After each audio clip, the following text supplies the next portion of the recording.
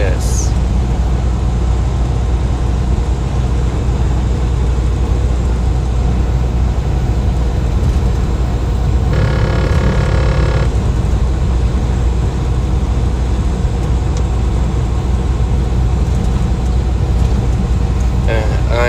I hope someone will chant in my stream. Like wild mustangs. The horse? Yeah, I think those are wild mustangs. Okay. It's common to see that here.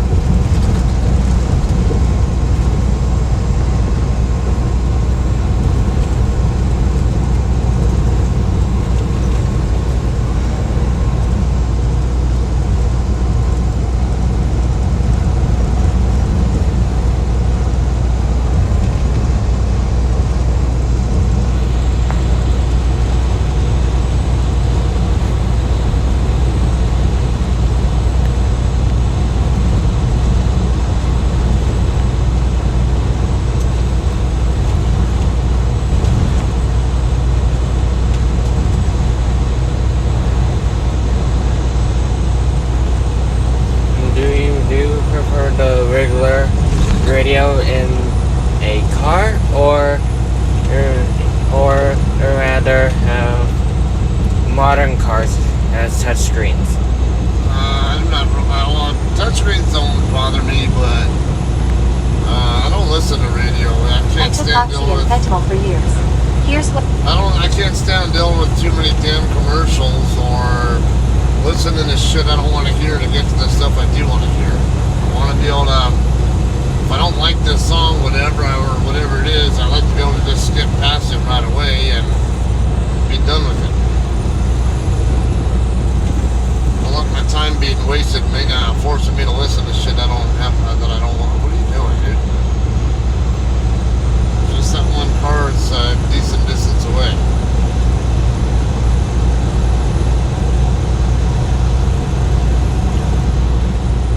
That made 0 sense.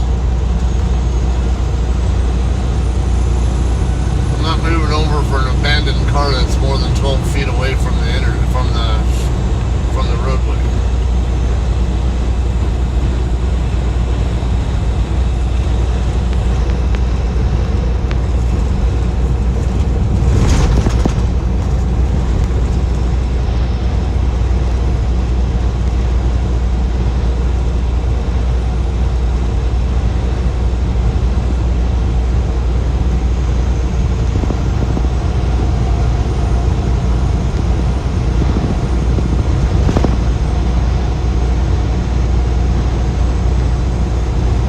What no one is telling you about the opioid crisis. Rebecca Stanfeld, the author, in the hospital in 2013 just before her high-dose chemotherapy began. I don't like to talk about it. During the opioid epidemic, in order to survive, I needed high doses of these medications that were killing hundreds of thousands of people. I have a rare disease called sarcoidosis. For 12 long years, it attacked parts of my brain, causing episodes of total blindness and vertigo so intense I would fall over when I got out of bed. Far worse was the pain it unleashed in my head. This was pain that knifed and throbbed, that consumed my life. Pain that would cause me to vomit repeatedly, long after my stomach was empty. Pain that left me curled in the fetal position, holding my head. Pain that kept me from sleeping for days and would not abate. My son was a young child during the worst of these years. OxyContin pills and fentanyl patches made it possible for me to function at all. Without these medications, able to leave my bed, to have a family dinner, to see my son in his kindergarten play, to sit upright and have a conversation with my husband, Jay. I was one of the millions of Americans who needed high doses of opioids while unscrupulous pharmaceutical companies lied and encouraged doctors to overprescribe OxyContin, while pill mills distributed these addictive medications far and wide, and while illegally produced fentanyl found its way into street drugs like heroin. More than 932,000 Americans have died of opioid overdoses since 1999. This is a tragedy. The author and her son in 2003. This is shortly before I got diagnosed with sarcoidosis, she writes.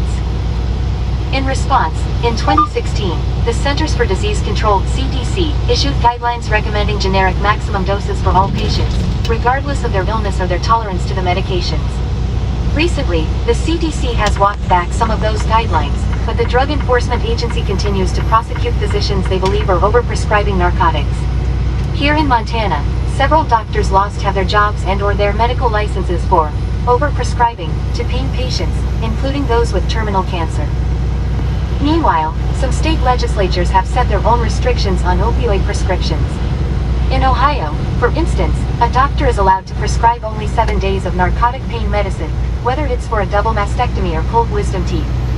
All these changes have meant it's more difficult for pain patients to find doctors willing to treat them and prescribe opioids. While all this was unfolding, I was living with pain I couldn't bear. I didn't want to need these pills or patches. I was a former national class athlete. I prided myself on being tough and not complaining. Even during the 5 years I got high-dose chemotherapy every other week to treat my underlying disease, and even when I had to crawl on my hands and knees down the stairs to have a family dinner. But no fighting spirit alone could have kept me alive for the many years I lived day in and out with silent ordnance exploding in my head. I couldn't work, think, drive, sleep or move. I was fortunate to have health insurance that allowed me to see an out-of-state physician who specialized in my disease. It was this doctor, and then 2 specialists after him, who recommended OxyContin for the inflammation in my cranial nerves that caused my unrelenting pain. The author in the hospital with her son in 2011. The neurosarcoidosis would sometimes get so out of control, I required hospitalizations, sometimes for 2 or 3 months at a time, she writes. There aren't many photos of me in the hospital because these were such terrible times. It was extremely hard on my son when I disappeared into a place he feared and hated going. Even though I had a medical team who made my disease their life's work by advocating for me, getting prescriptions filled was often an ordeal. Nearly every month we had to fight with the insurance company, which would wait until the last possible moment to fill a prescription. Jay spent many Fridays just before 5 p.m. wheedling and yelling with bureaucrats to approve medication my doctor wanted me to take. Without insurance, each prescription would have cost thousands of dollars we couldn't afford. Every so often, the insurance company would summon Jay and me to their offices. We'd meet with a nurse who'd tell me to try relaxation and yoga instead of medication, as if I hadn't already tried.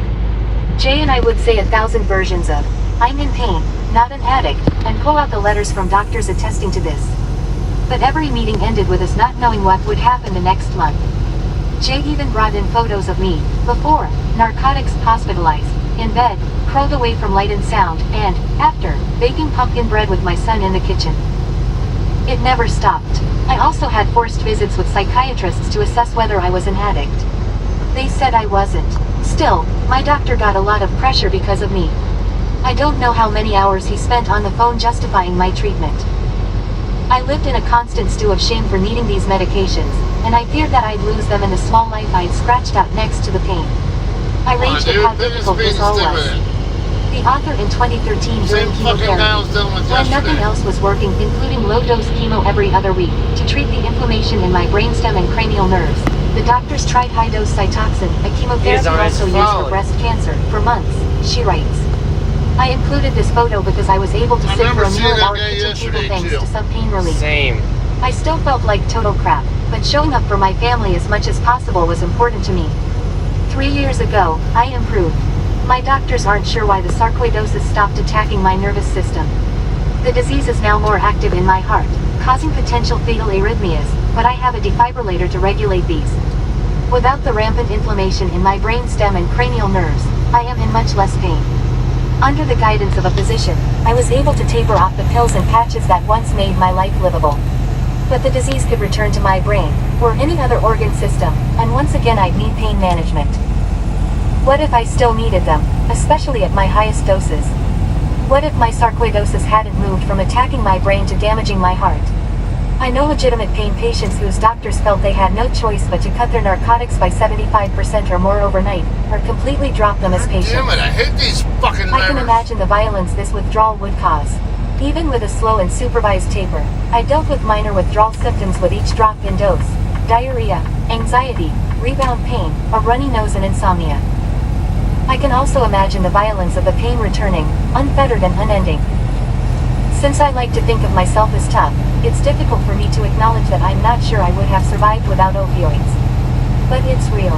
How many years could I hang on confined to bed, with the pain obliterating my life? How long until I needed to stop it, or choose to stop it? These are not things to say in polite company.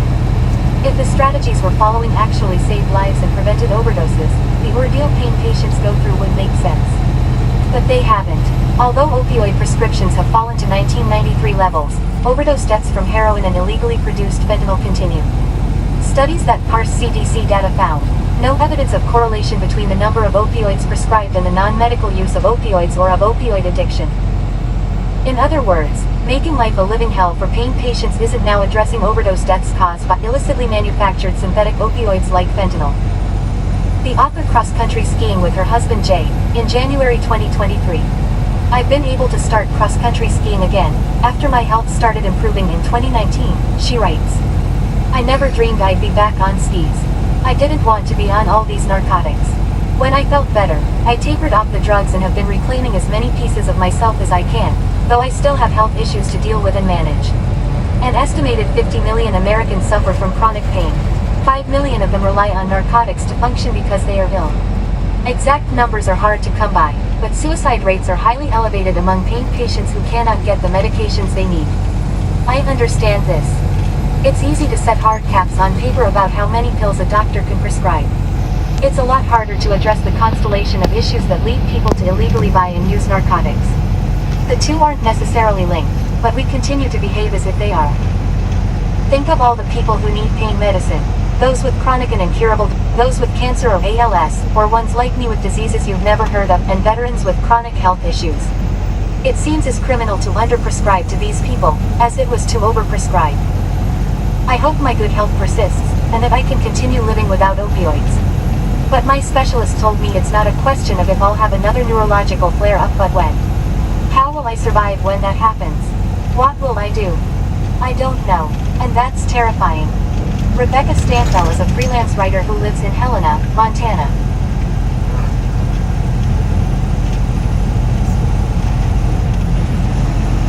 There's only one viewers.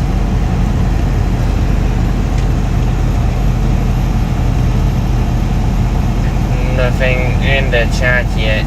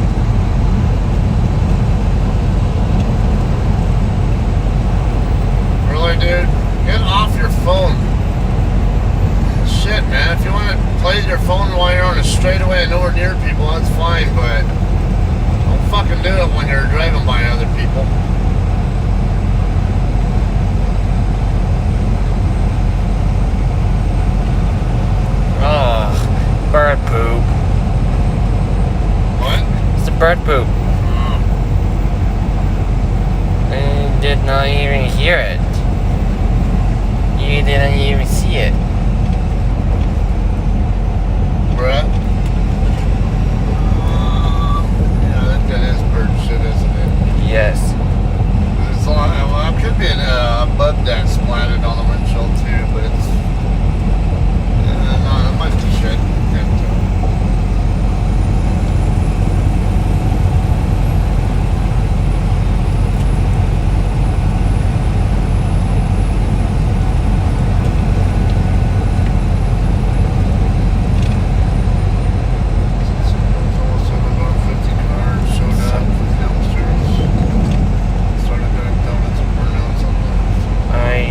Still had 132 subscribers. Yes.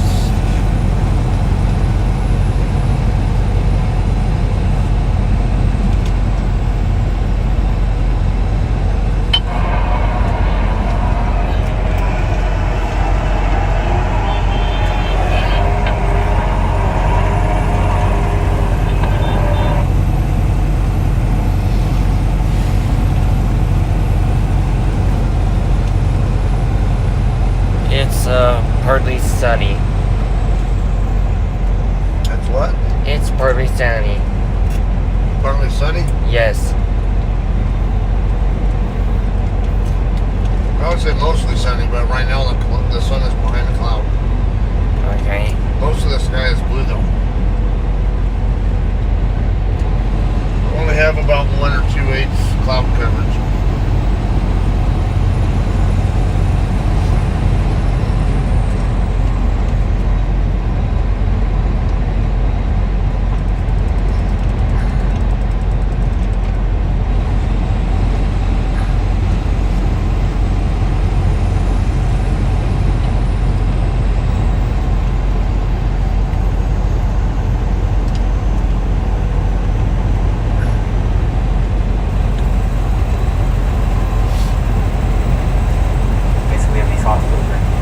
Appropriately pay living wages so that we have, decent workers, and your family, my family, be taken care of the way they need to be. Highway Patrol is using a new method to stop distracted commercial truck drivers. I took oxy and fentanyl for years. Come on! Here's what no one is telling you about the Stop. opioid crisis. Rebecca Stanfeld, the author in the hospital. Time to listen to this. And this involves artificial intelligence. But some of the big rig drivers believe this new equipment just goes too far because it looks directly into the cabs of their trucks. Since the start of 2022, North Carolina state troopers say there have been more than 150 deadly crashes involving 18-wheelers. Dave Faraday found out how this new equipment works and where it's being used in the state. Well, the equipment is portable and is being moved around to different parts of the state. It allows the Highway Patrol to look down into the cab of a commercial truck to see whether or not the driver is holding a cell phone or not wearing a seatbelt. Highway Patrol pulled over one 18-wheeler after another today along Interstate 40 in Burke County. Each truck had passed under the new AccuSensus equipment miles away in Hickory. There were 4 cameras here taking photos of the trucks, their license tags, and inside the cabs, looking for distracted drivers. They know what the rules are, they know what the regulations say, and ones that are rolling the dice and not putting their phones down and not looking at the road, they're really putting themselves and other people in danger by doing that. State troopers say artificial intelligence identifies whether the commercial truck driver is holding a cell phone or not wearing a seatbelt and relays a series of photos to state troopers. Drivers are quickly identified, pulled over, and can be cited and face fines up to $100. The state has purchased 3 portable units through a federal grant for nearly $500,000. We spoke with truck drivers today who were not pulled over and got a mixed reaction. We out here working hard, to make everything go. And for them to do that, it's kind of cheating. The blink of an eye is how it could happen, and no one really realizes how much stopping distance these trucks need. State troopers say they also do inspections during those traffic stops, but they say their goal here is to make the road safer for everyone. Reporting from Catawba County, I'm Dave Faraday.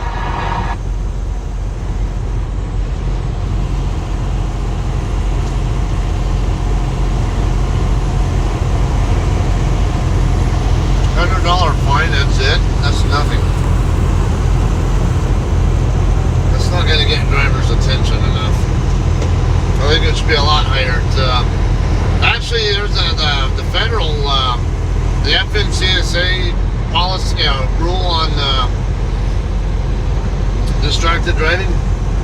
Like if I get caught using a cell phone, whatever, or texting, driving, whatever, and it's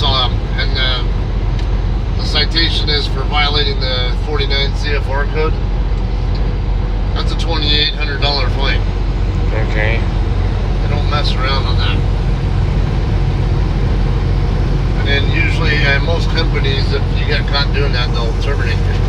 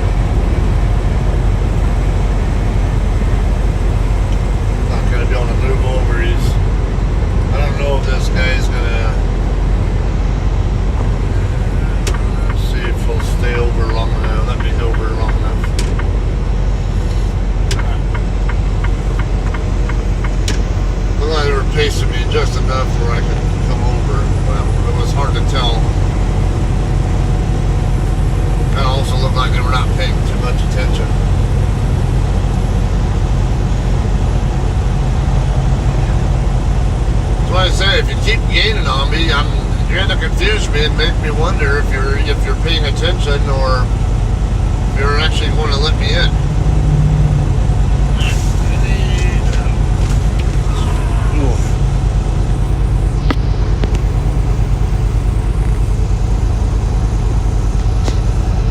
When you still gain on me, but you're not gaining on me quite as fast as you were.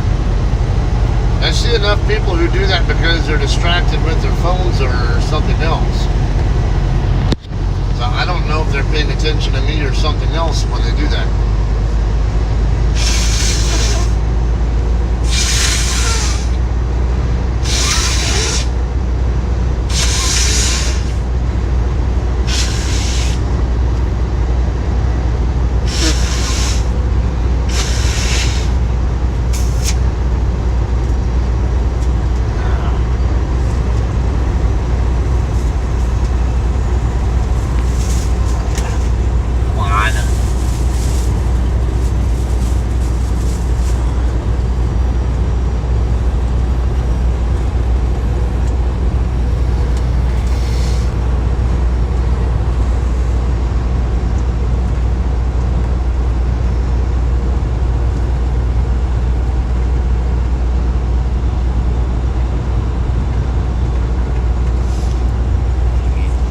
See right into your monitor.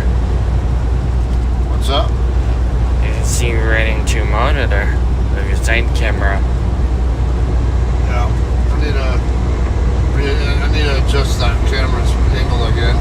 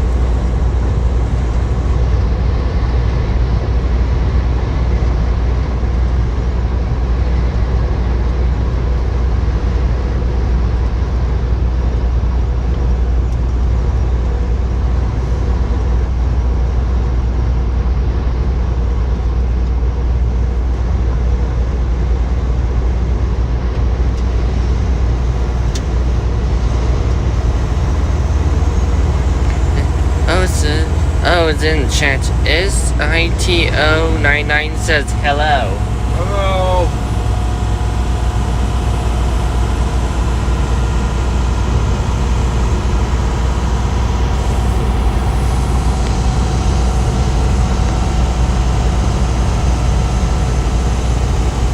This is put America question mark.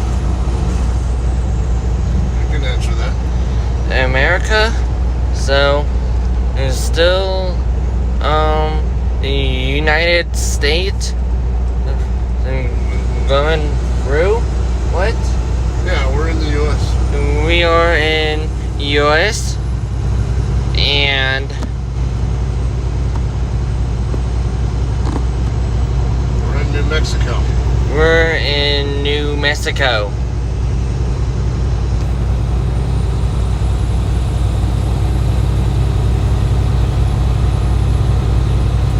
Between Moriarty and Santa Rosa.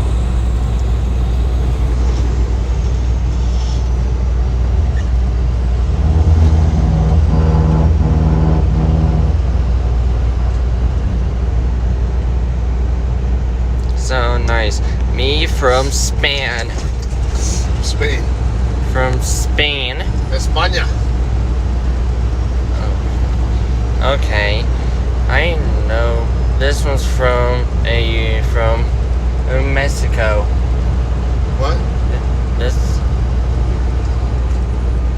from this viewer from Mexico. There's a viewer from Mexico? Yes. Is Spain is just the regular Mexico. No, Spain is a country in Europe. Mexico is a country that is just south of America, of the U.S. Two totally different countries. Yes. Are you working? Are you working? Really? Yes. Yes. We are on our way to Missouri. We are on the way to Missouri. So, are they from Mexico or are they from Spain? Are you? Says yes. Spain is from Europe. Okay. ¿Qué ciudad en España?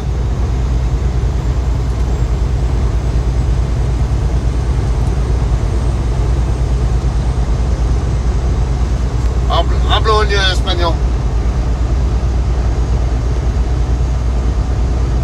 No, no mucho, pero así.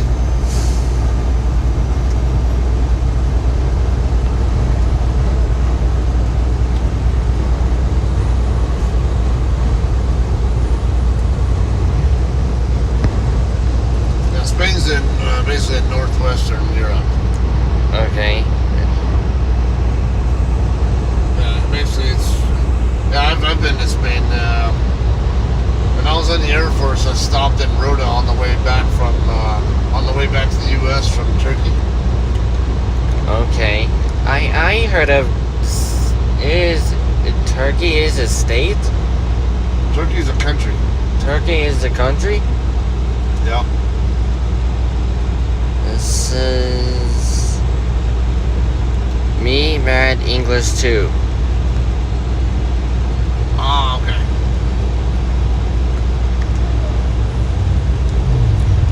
Better bit than nothing. Hee hee. True. Yup, it's true. Cierto. ¿De dónde estás? ¿Qué ciudad?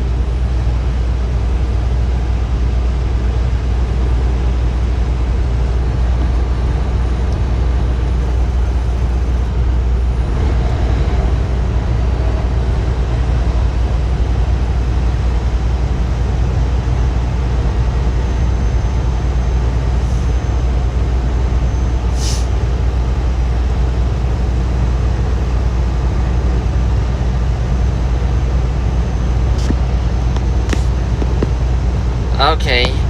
He said North Spain and could not pronounce the word Cantabria.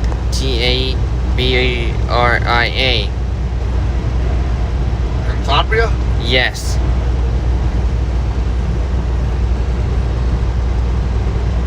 Yeah, Nor is that's the Spanish word for north. Okay. So he's in northern Spain. He or Yeah. she. I'm not sure Okay. who you're talking to. Okay, that's the verse. Oh, it said yes? Okay. Are you boy or girl? Oh. It said yes, I think it's girl. You know.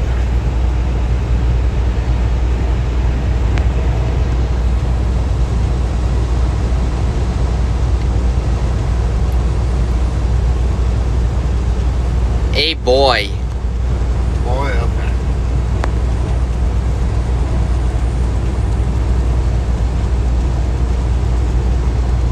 Yeah, Cantabria, Spain. Yeah, that is definitely way up north. Okay, so here you go. So this is Spain right here. You got Portugal to the west of Spain. Yes. And then you got the Strait of Gibraltar right there. Right underneath Gibraltar, basically, you got Gibraltar and then Morocco. Yes. And then over here on the other side is Andorra. So, Cantabria is way up here on the northern coast. Okay. He said I like America because I like cars and petrol. It's low price and can tune the car legally. Here it's not legal. In the middle of North Spain I live. Okay. Yes.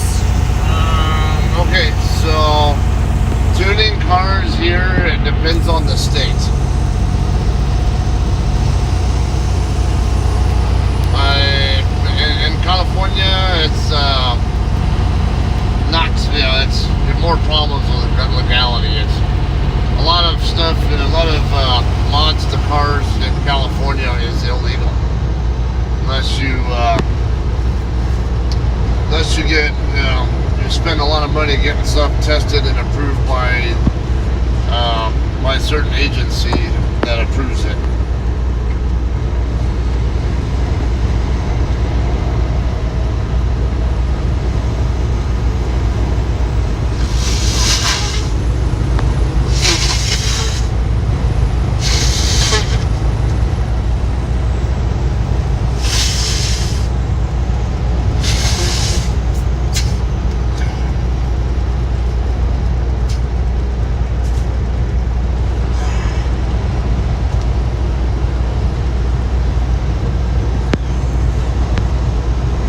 Some other states you can do a lot though, and they don't care.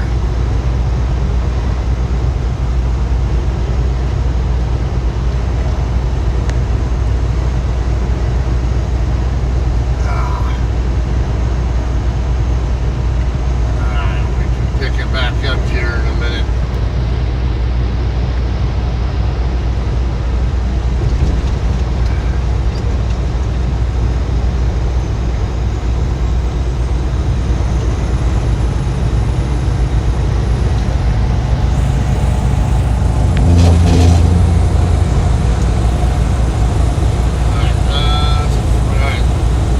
Estamos 35 millas oeste de Santa Rosa, New Mexico, o Nuevo Mexico.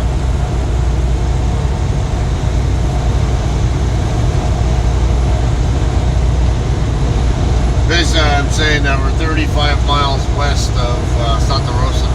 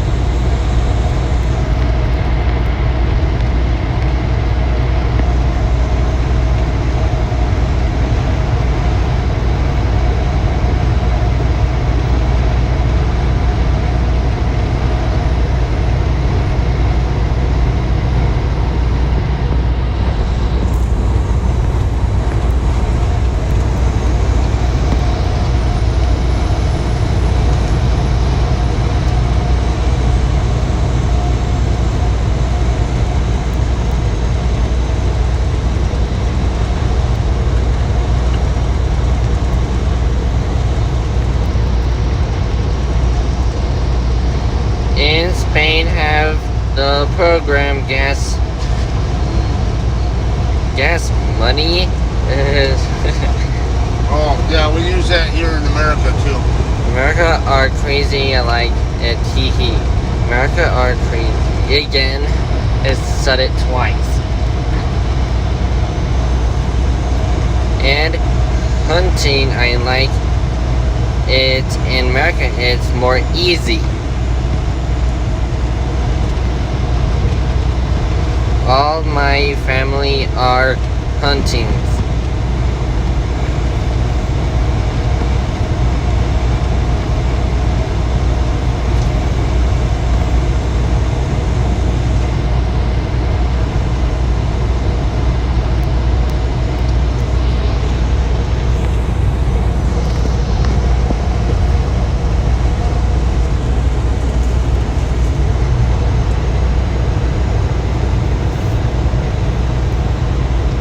And fishers. What's that? Fishers. Fishers? Yes. I'm not understanding what that was about.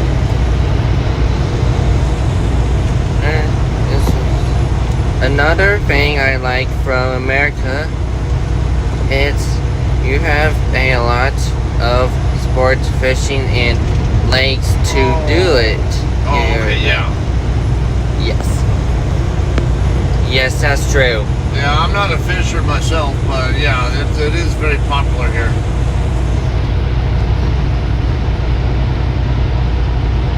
Okay, I don't know what's saying.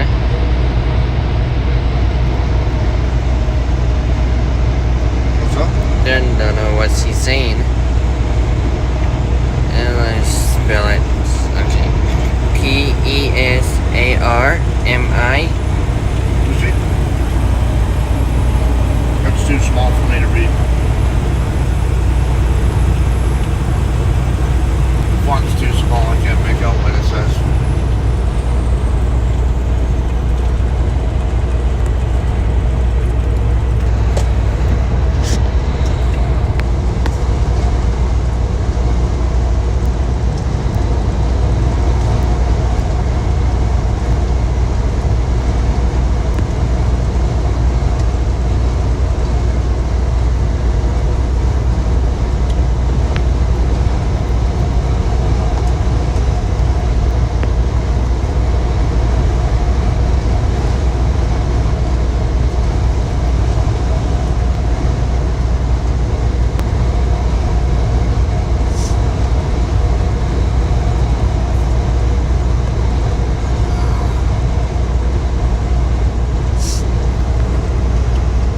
Busy traffic here like it always is.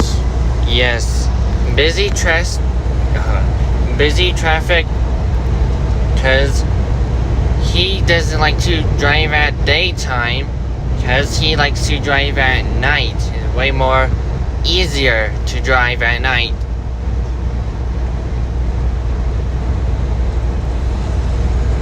I also have really good vision, so I can handle nighttime driving better than a lot of people can.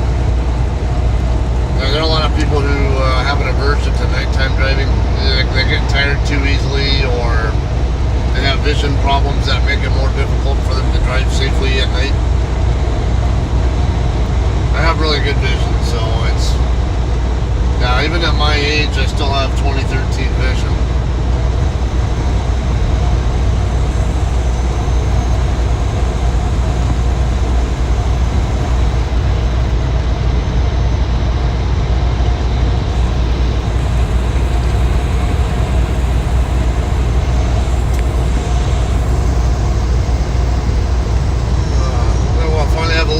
Braking traffic passing us once this guy gets by us here.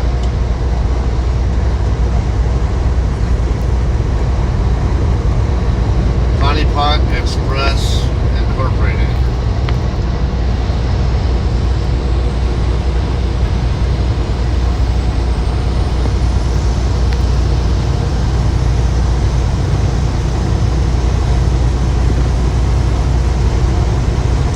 Hold on. Let me see. Video crash sometimes. Okay. It gets a little buffering in the stream, but it goes back to normal when it's done buffering. Yeah, I get into a bad area. And it gets in a bad area.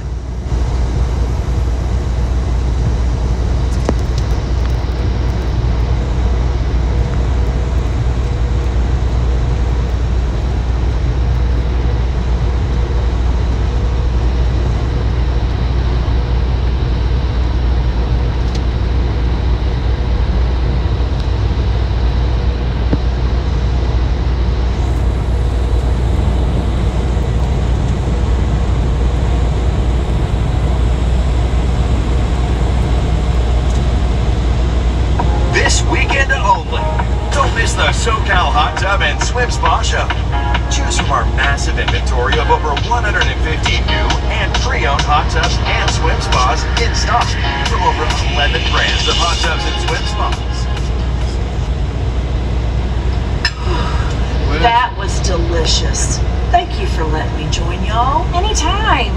All right. Does anybody want to look at the dessert menu? Oh, no. I cannot eat one more bite. Stuff. Okay, well, this is going to be one check. Just one, yes. Yes, one check and bring it straight to me, sweetie. My treat. No, Mom, I got it.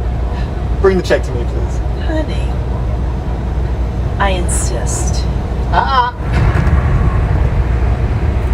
It's on me. Jackson, go get in the car. You're my son. Let me do this. You're You're always so good to us, Mom. Paying for your lunch is the least I could do. I'll take the check. I'm so sorry. Why don't you just bring the check and we'll figure it out? That's a wonderful idea. And while you're back there, just run my card. How clumsy of me, Mother. Why don't you just run my card instead? How clumsy of me, son. It's okay. I don't need a card. I know the numbers. Write this down. Oh, please. Like you're gonna call out your whole credit card number in the middle of the restaurant. 4916746 Maybe there's enough. Okay.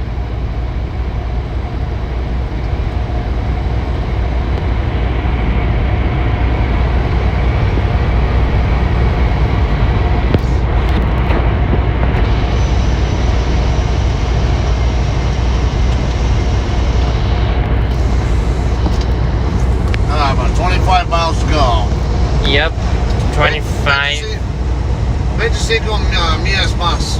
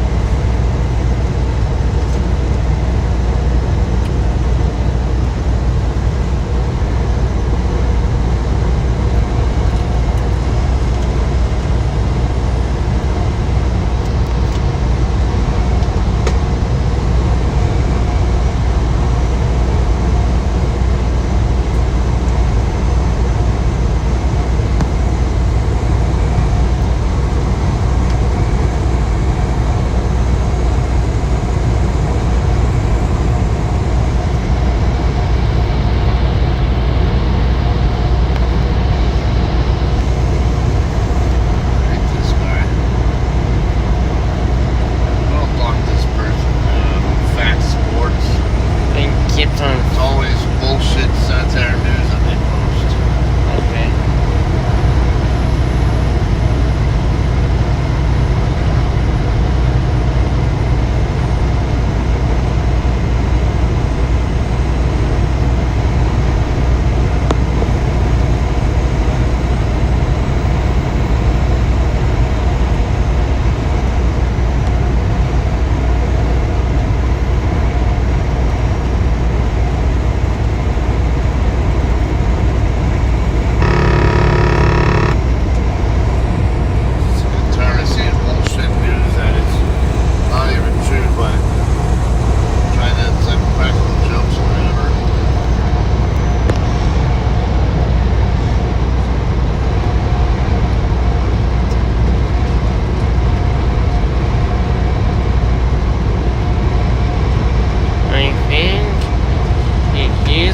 Still in the stream, but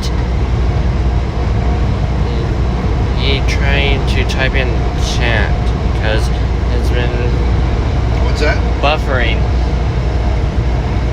Yeah, we're gonna have that issue here in several spots here in eastern New Mexico.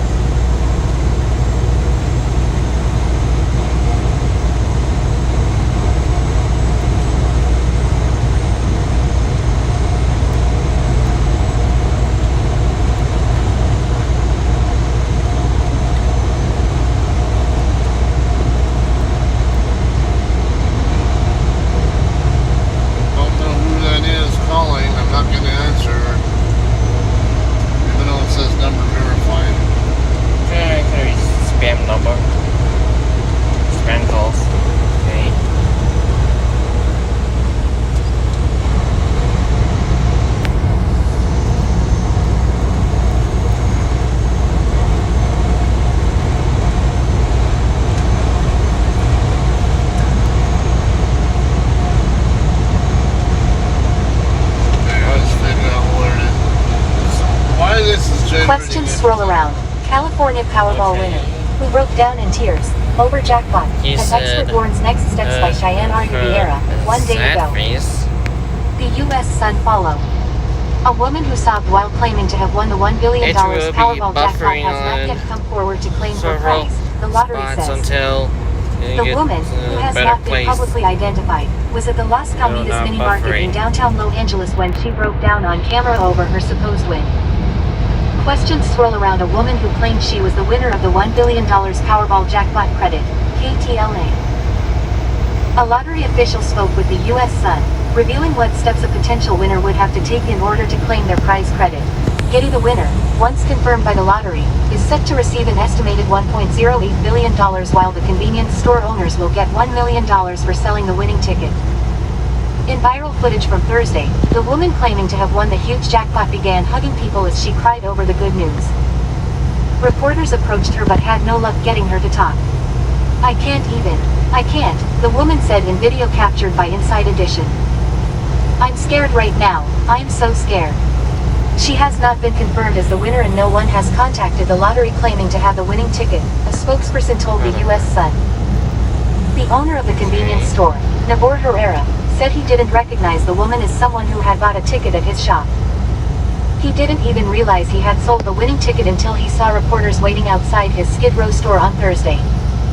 I tell you, it's a surprise for me, Herrera told KTLA. Herrera's daughters assumed the woman was the daughter of the person who purchased the ticket. Vetting process.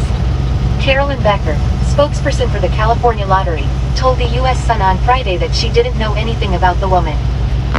For a really big winner like this, they go through a vetting and verification process so that we know it's the right winner, she said. This woman, she just did what she did yesterday. If she's the winner, she has to file a claim. If she's not, then she got away with a lot of attention. Becker explained that any potential winner of a lottery prize worth more than $700 has to file a claim with lottery officials. Because $1 billion is a lot, and we may have people come forward who are not telling the truth. She added that it's a felony to file a false claim with a lottery in the state of California. What I do want to put out there is that when someone comes forward to file a claim, we don't publicly confirm or acknowledge that. And the reason is because we might have somebody come forward and file a claim and they might be a scammer, a bad actor, and eventually a criminal. And we don't want to tell the media someone's come forward because then the whole world would think the winner's been identified. When the reality is, we spend a lot of time verifying the winner. According to Becker, the verification process can take a number of weeks or even a few months. A lot of it is making sure the forms are filled out correctly, as a person can easily forget to sign something or a page might be missing. However, a potential lottery winner must also be questioned by law enforcement and answer questions that only the winner would know. Everybody knows where that ticket was purchased, Becker said, referring to the Las Colinas mini market. But what's not public is what time of day was it bought. Was it a quick pick or did they pick their own numbers? Did they buy one ticket or did they put a $20 bill down and buy 10 tickets? Our computer system, the gaming system, has all those answers, so our security and law enforcement team actually know all that before they interview the winner. Verse said, sorry I didn't write because radio's precious and I can't hear you well. Have to be within the year. So we might actually get someone on the very last day, which is essentially a year from now. Lotto drama in California. Have The to questions wait around the this supposed one's winner of done, Wednesday then you night's draw can come hear after me. another lucky lotto player was sued over his win. Edwin You tell me what was said after I'm done listening to this. Okay. I can't listen to both you and Ann at the same time and know what the hell I'm hearing. Edwin Castro banked a historic $2 billion Powerball jackpot last November and was quick to splurge his newfound wealth after opting for a one-time, lump sum payment. He dropped a whopping $25 million on a luxurious California bachelor pad located in the same neighborhood as pop star Ariana Grande and TV host Jimmy Kimmel.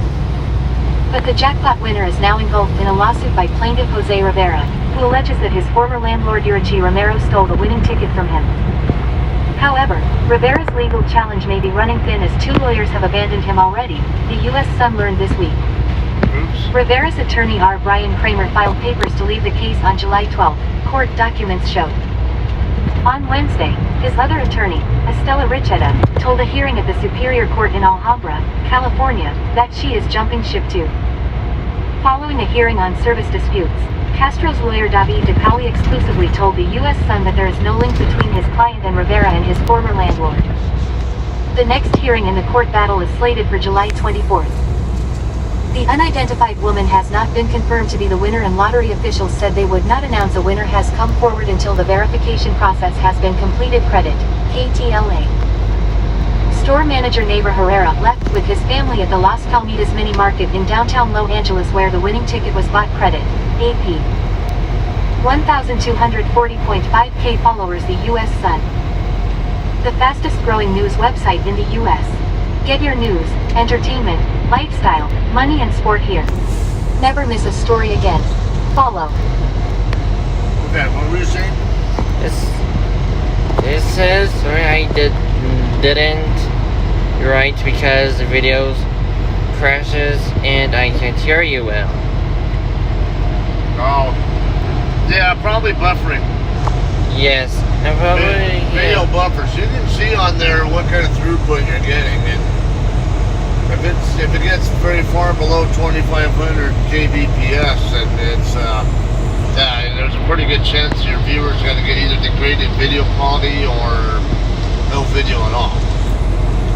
He said, I have a question. What is the meaning of America Dream?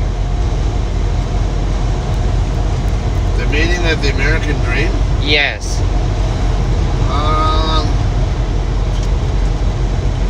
Really, I think it could be anybody's own interpretation on it, but generally it's the idea you can come here and start your own business, and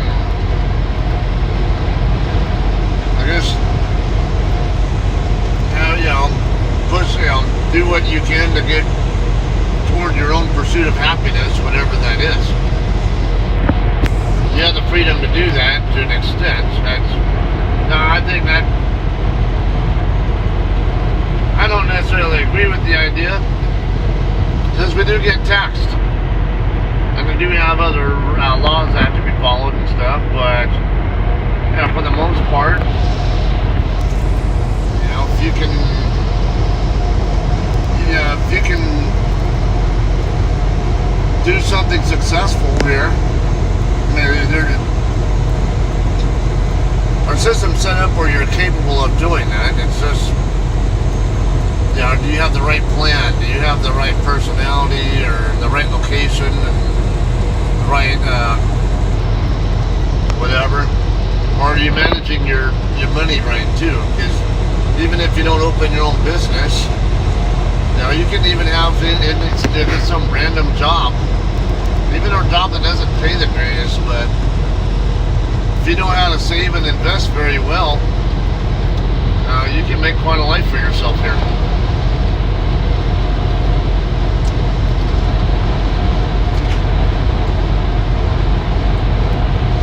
I know someone in the Air Force, when I was in the Air Force, he had like a secondary job as a pizza delivery guy or whatever in the earlier part of his career, and he only lived off his pizza money, and whatever he made from his Air Force career, he would just dump into savings or whatever. Maybe even invest also. And I remember at some point he had bought a very large property. I want to say in Tennessee or somewhere out that way. He had a lot of money.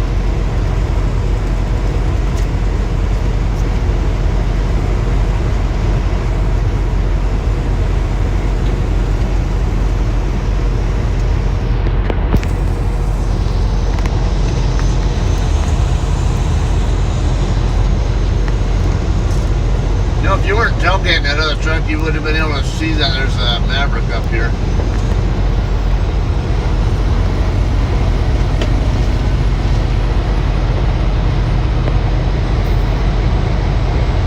He doesn't have a radio.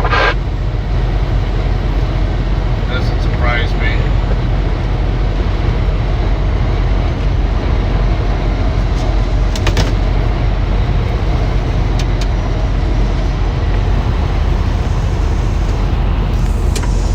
How about New Mexico passed that law? You're not supposed to be in the left lane unless you're fucking passing.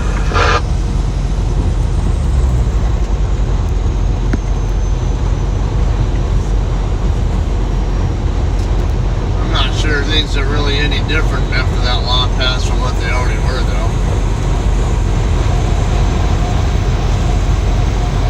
No, I guess that wasn't Maverick. That's, right.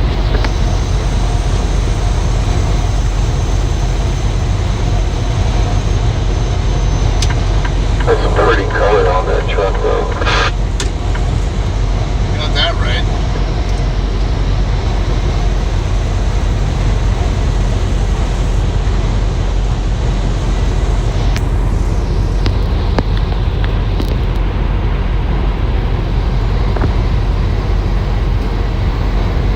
Yeah, I haven't noticed any other drivers who are like afraid to even go in the left lane at all because of that lot. Still seems like everybody passes just fine, like they always have. What do you guys see?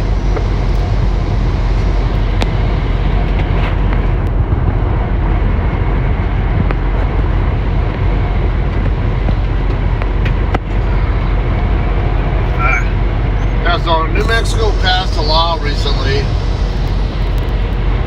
requiring trucks to stay in the right lane at all times unless we're passing somebody. Okay. So that's kind of what we were talking about there. I think there's some drivers who are going to not understand that law and think that you're not allowed to be in that lane at all. When in fact you're allowed to be over there as long as you're passing somebody. But once you're done passing somebody, you're expected to come back to the right. Okay. The car is not going to the right. It's stated there. On the left side. Yeah, that's a car though. See, he's gonna catch up that other truck fast enough anyway.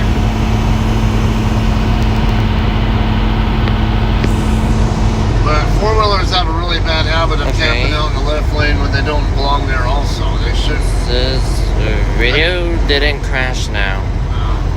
Yeah, really, if it's going to take that car that long to get around that truck, they really should be over here in this lane until they're closer to the truck. Well, they're close enough now where they really should be in the other lane, but they should have been over here not long after they got past us. We are getting into Santa Rosa. Going to be stopping very soon here to get reefer fuel. Yes, I can keep the stream on. Okay. Your call, your stream.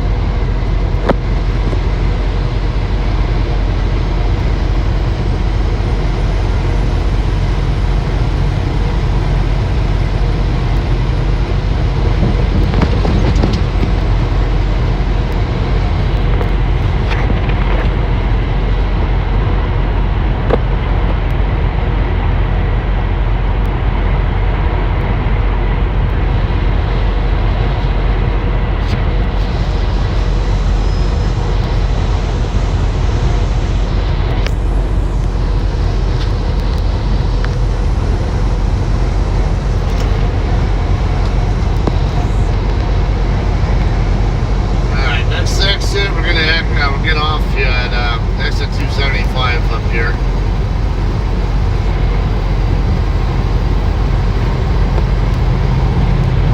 We're going to use either of the next two exits. I'm going to use the first one though. So I'm going to go to that pilot truck stop and get the reefer fuel there.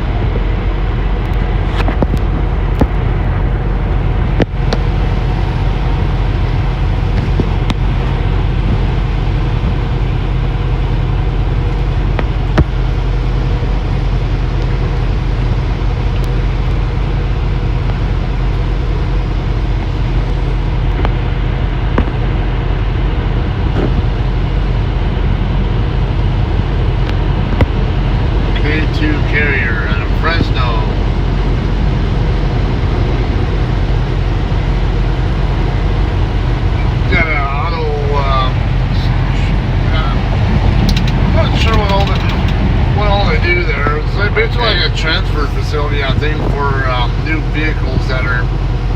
being transported to dealers and stuff. I just know there's a lot of car hauler activity there, and I'm not sure exactly what they do.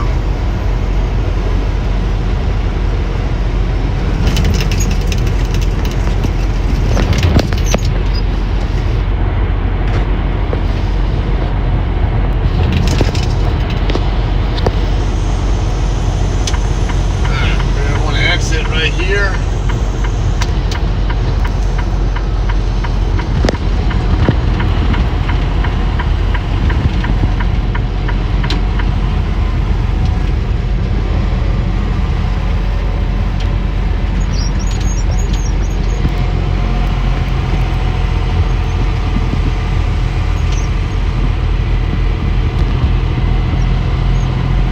Fuel for our reefer unit, and then might make a quick stop at Dairy Queen also to get blizzards, and then continue. He said, "Oh, that's nice.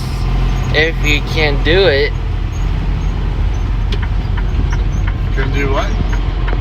It says, "Oh, that's nice. If you can do it." That's what he says.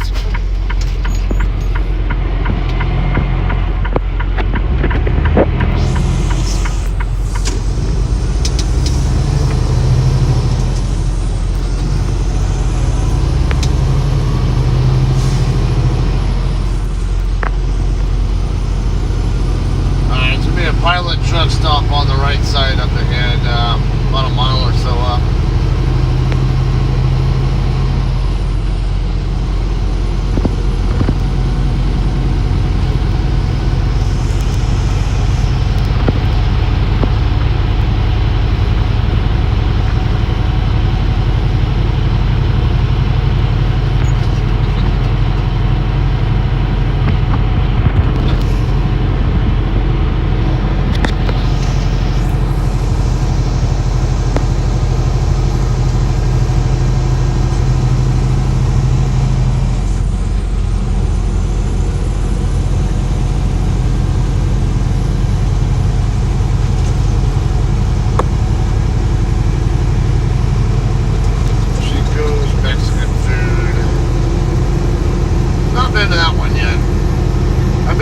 Place up the street over here by Dairy Queen, and it's I didn't care for it. I won't be back.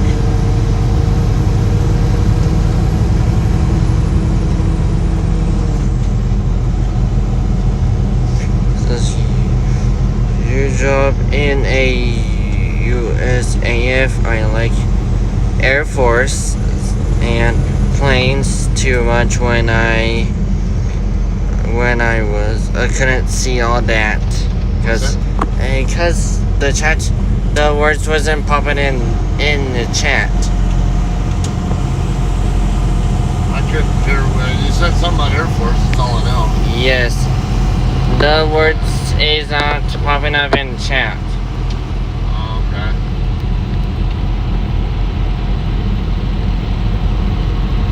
Alright, this pilot gets a bit busy, but so I don't have to go up on some hill. L8029 Alpha. One of ours is parked right over here. We just saw it.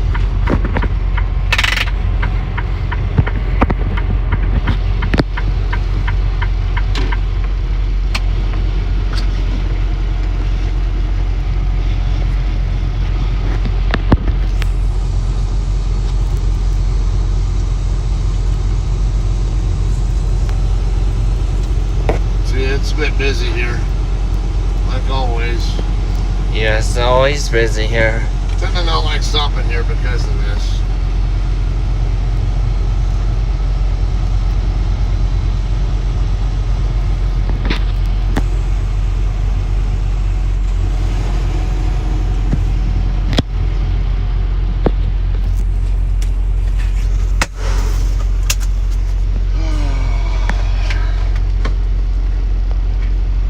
Okay, I'll put my phone in there. So.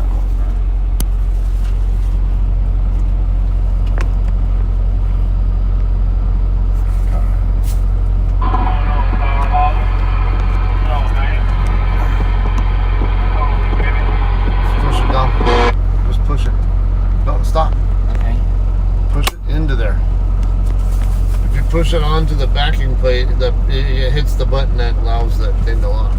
Okay.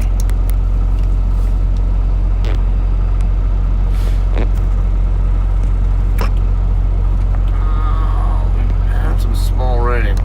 Yes. Easily can change that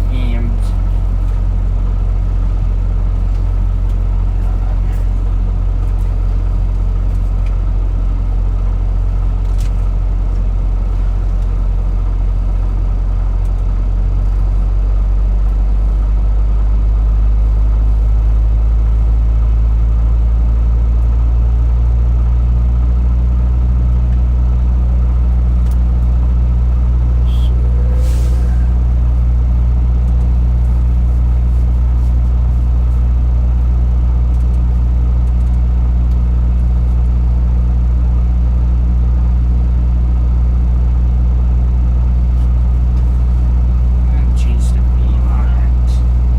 Like that. Only one can change. Nothing ain't showing up there. Yes. I don't see anything new on there. Yes. That's why words is not popping in chat. Yeah, nothing new. Last thing said was, I think, a question about the American Dream. Yes. Alright, let's see, what do we have here?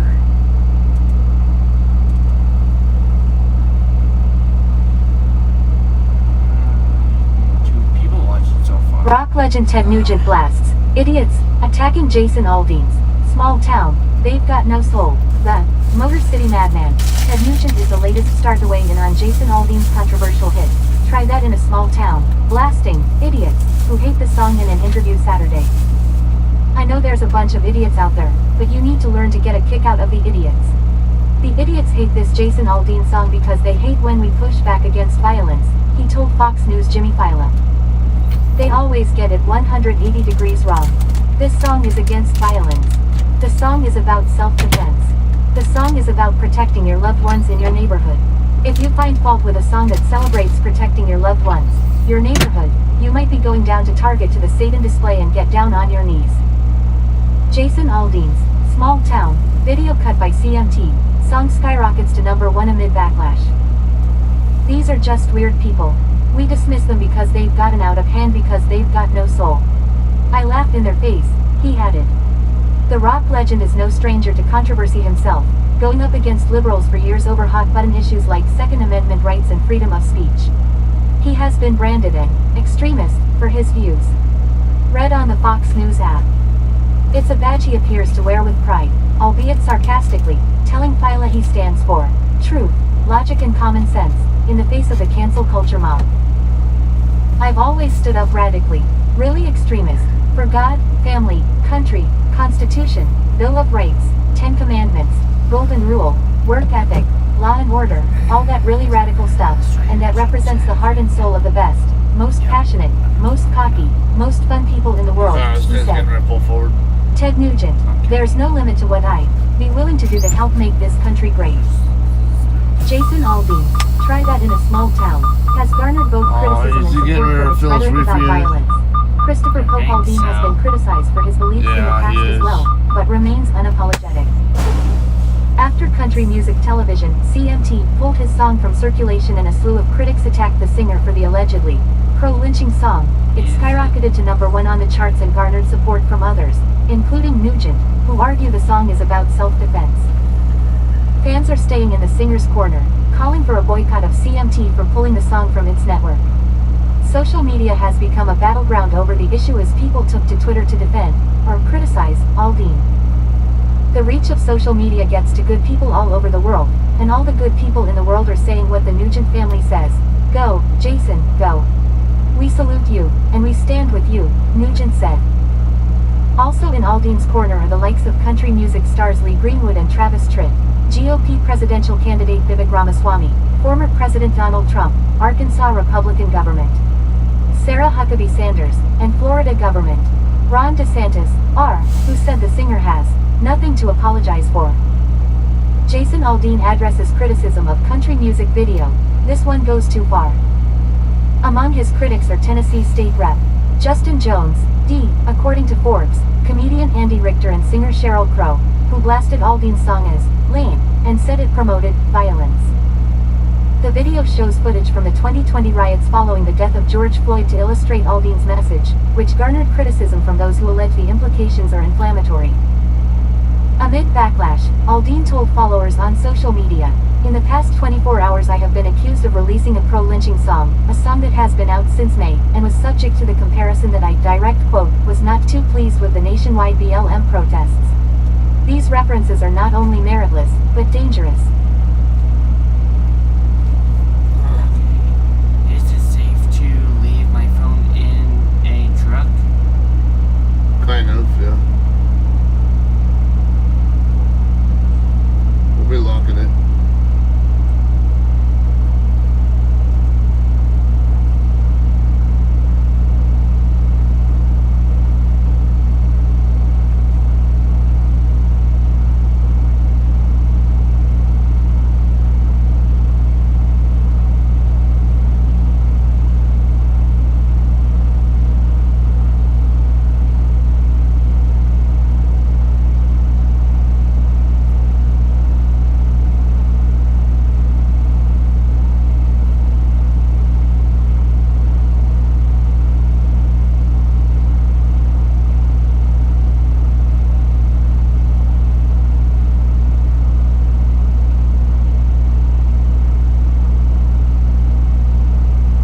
Okay, now he's going.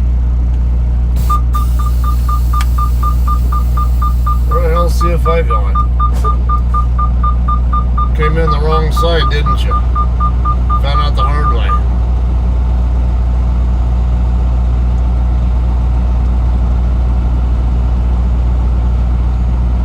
I don't know if Shippex is going to be able to get far enough ahead where I can reach the I don't know, might. Yeah, I might be able to reach it. Okay, we'll go on duty. Annotate as fuel. And we'll come here to our pilot flange, yeah. Oh my god, okay. Dude, CFI, you're not gonna make it. They're going to hit that. I think so. I hope you don't leave your steer tire stuck over there in the grass. Okay, fuel? Yeah, fuel.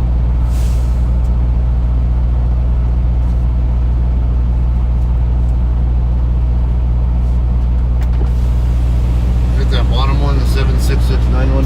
Okay. Fix this while we're at it. I put that. Yeah, hit next or continue, whatever. Okay, reefer only. Reefer? Okay. Yep, continue.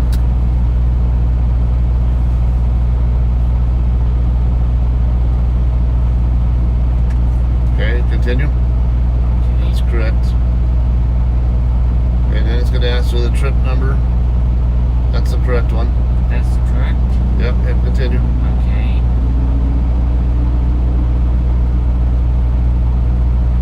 Continue.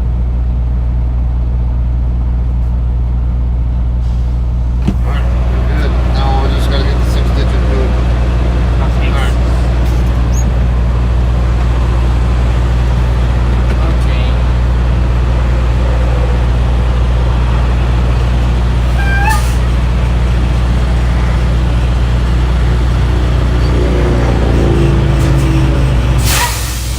So we are getting blistered on our way back. So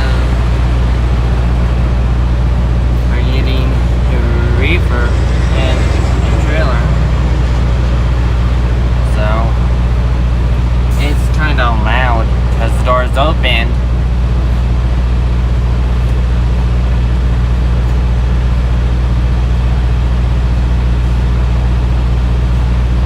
Is the video good? It's not buffering.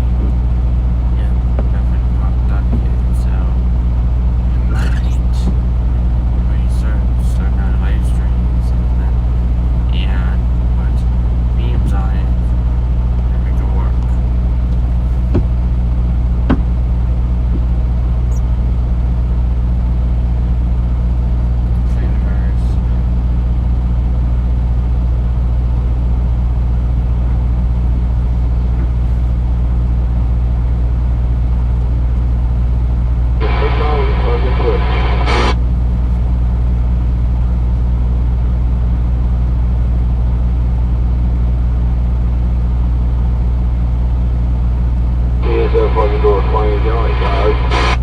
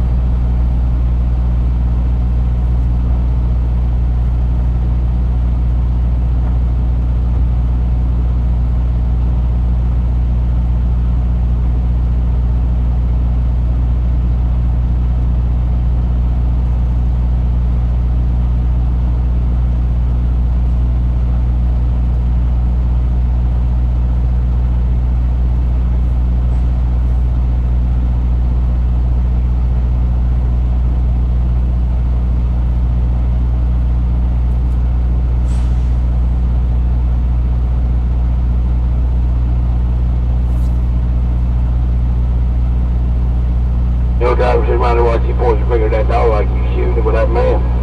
Imagine my dog bit you out to snatch you out there, son bitch beat your fucking nose flat.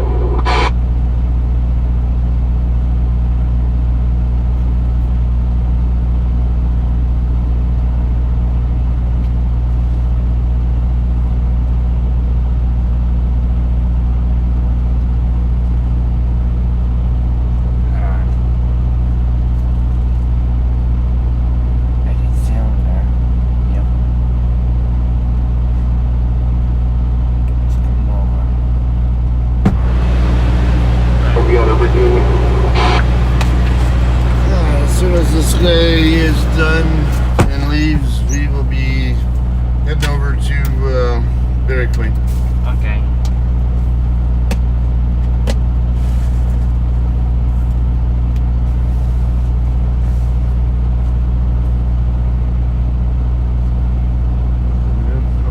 Not yet.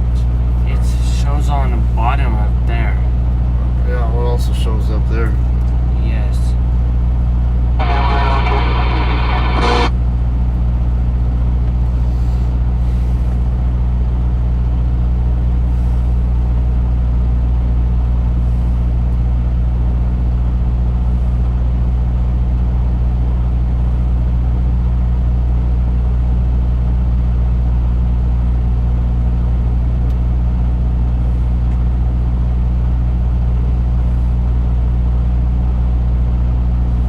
Sorry, you had a camera of your mother.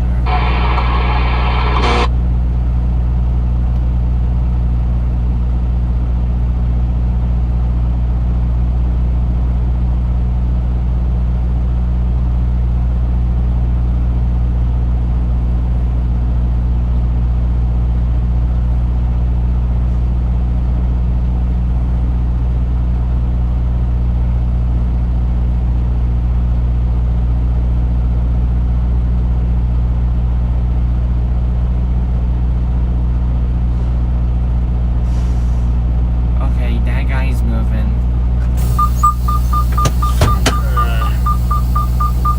No, might as well. I'm just to DQ for food. Alright, ready? Yes. That way I can make a 30-minute break out of this by the time we leave. I'm gonna personally convey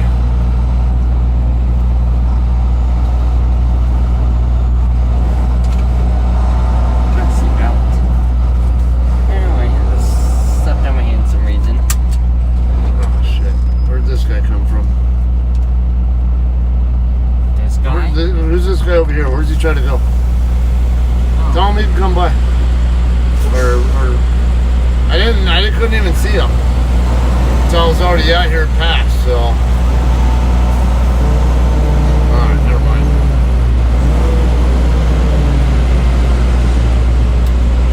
Are we fighting each other on that or something? Why is it?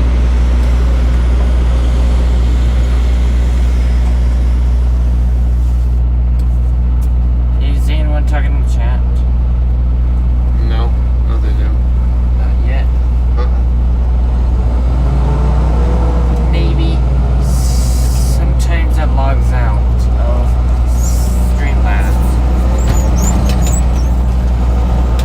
Yeah, so see, this is where we're having a blind. I had a blind spot there. And I couldn't see that somebody was trying to walk up between those, toward the building from between those two trucks. Between the blind spot there? Yeah, I was already past them. I was already past them completely, and when I saw them in the convex mirror, and then realized that somebody was there at all. I was looking over there in that direction because I was watching my tandems to make sure I was staying clear of the truck that was next to us, and I didn't see anybody. And all of a sudden, after I'm already past, I see this guy. Walking. It looked like he was trying to walk toward the building right next to right by the trailer.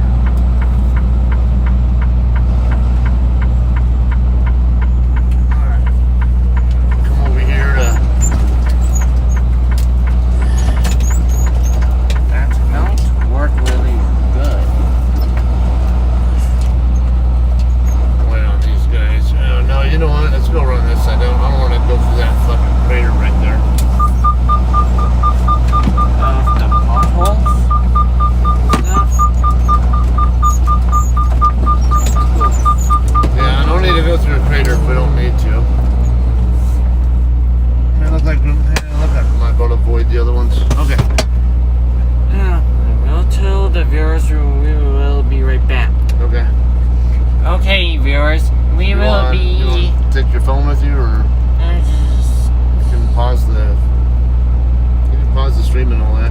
Okay, we will be right back. So I'm gonna pause the stream. So we'll be right back in a few seconds.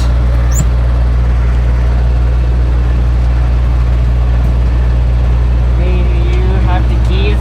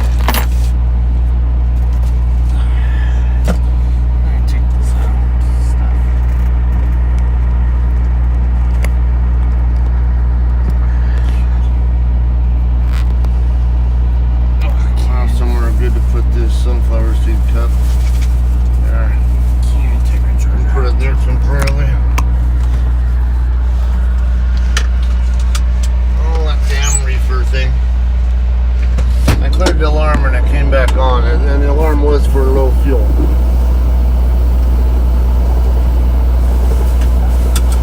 Why it came on as early as it did, I don't know. It had, we were still just a hair under a quarter of a tank. Now is unpaused.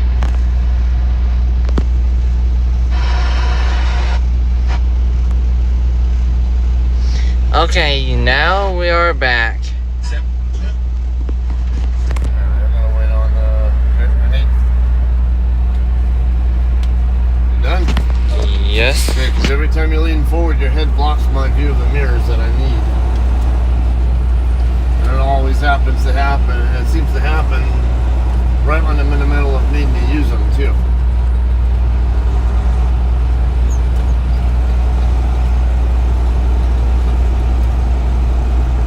Alright, give ourselves plenty of room here so we can maneuver. This lot's in bad shape. I'm going to come back out the same way we came in. So we don't have to go through these craters here.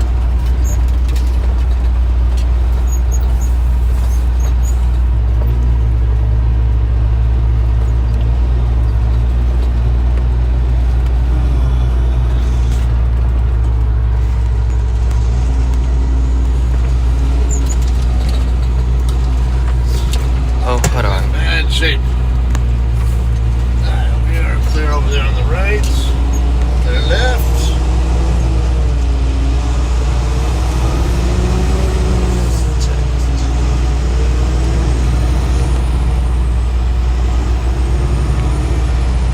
Alright, I got my Bluetooth hooked up yet. Still not yet?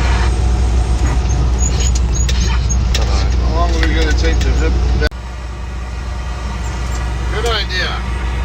Don't try to make a left turn right in front of a truck that's coming at you and it has right away. You're gonna lose. Okay, now I am now logged back into Streamlabs. Okay. Some reason it logged out. Now you can see the chat. Okay. It says I like Air Forces and planes too much when I was young. My dream is Air Force pilot. I see America removed the A-10 underbelt. A nice piece of engine, a nice plane, one of the best air ground attack plane in all the history. We still use A-10, but they are trying to get rid of it. They are trying to phase it out. It hasn't yet. They still have it though. They still fly it. Speaking of, is that same the person from Spain? Yes. Come on, when are you gonna hook up with them? We're hooked up to it, so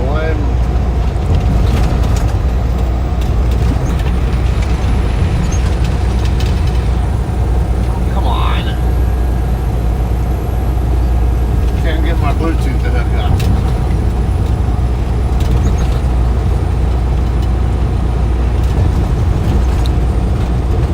Was connected, or was it hooked up to somebody else's radio?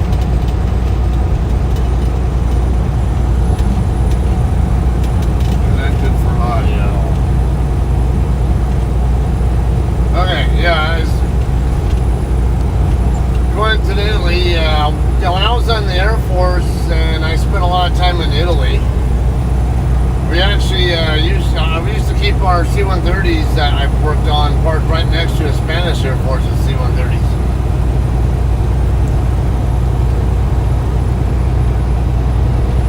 Finally.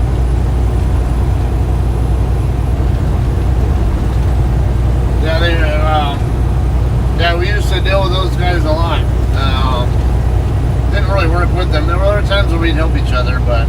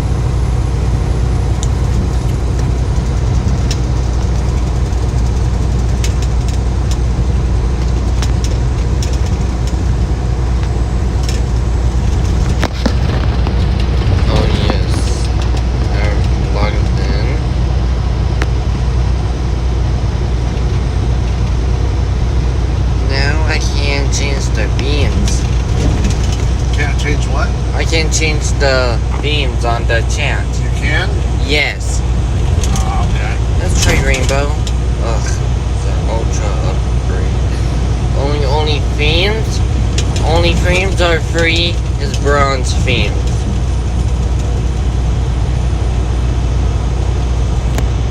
Those. Okay. So we're gonna have some areas in between here and Tucumcari where you're gonna have bad signal, by the way. Yes.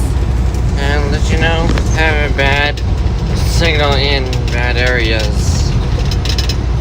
It'll be okay in spots, and then you're gonna have problems in spots.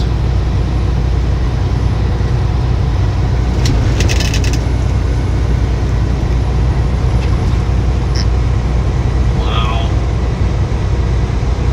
So that article we were just listening to about the lottery ticket winner.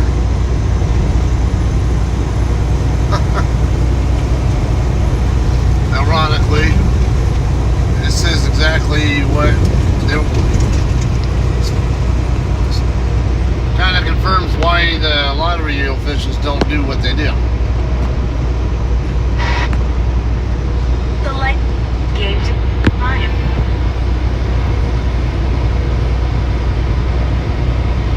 Woman claiming to be the winner of the $1.08 billion Powerball jackpot was lying and just wanted to be on TV, store owner's granddaughter says by Ella Hopkins, 2 hours ago. Business Insider follow.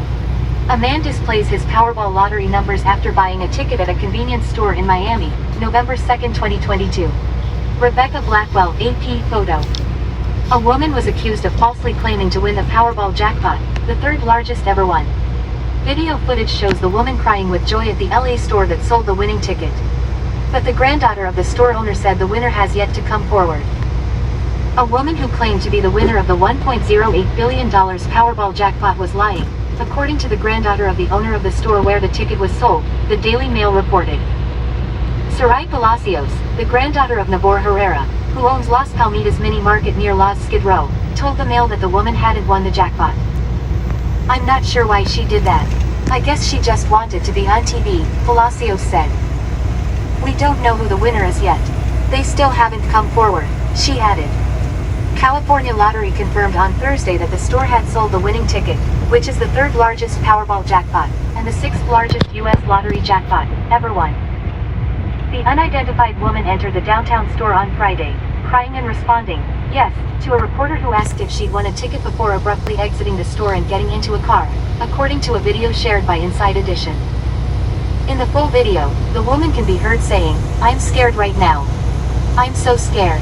She then hugs people in the store before stating, "I need to find him," and fleeing, according to the Daily Mail. Herrera, who said he wasn't aware that his store had sold the winning ticket until he arrived there on Thursday, told the channel that he thought the woman's claim was fake, as he didn't recognize her. The store owner will receive a reward of $1 million for selling the ticket. He told KCAL News he planned to use some of the winnings to take his family on vacation. The $1 billion winnings followed 38 consecutive draws where no one won the jackpot. Californian Edwin Castro won a record $2 billion Powerball jackpot last year, with a ticket purchased 13 miles from Herrera's store, the Mail reported. Read the original article on Business Insider. 1,031.3K followers. Business Insider.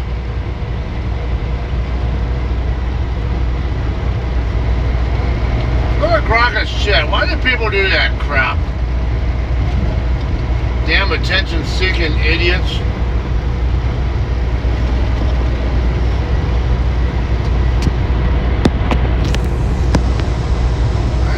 I can't stand people who lie and make up bullshit stories just to get attention from others. Pisses me off.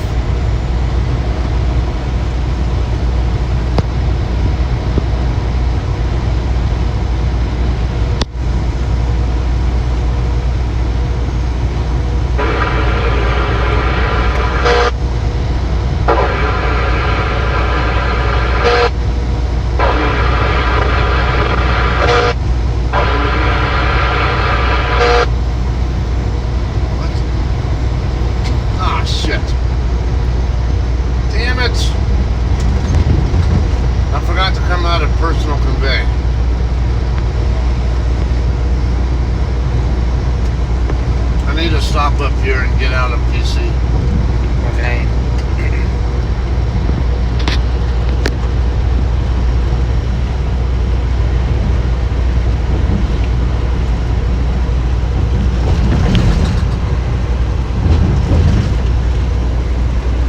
We can't get out of it while I'm moving the truck.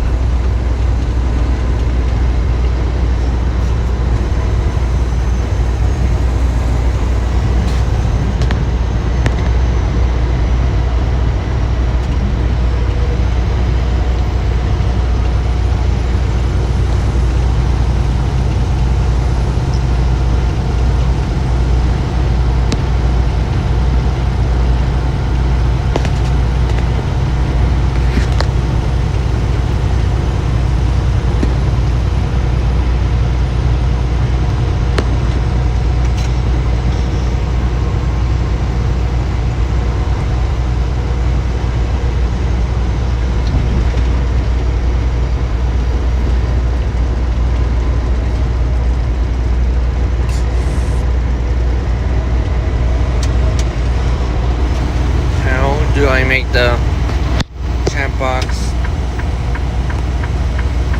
bigger of text? Okay, I think you gotta change the setting on your chat. The font size is too small. Font size? Yeah. Okay. Let me try. Okay. Hold on. I'm trying to find it.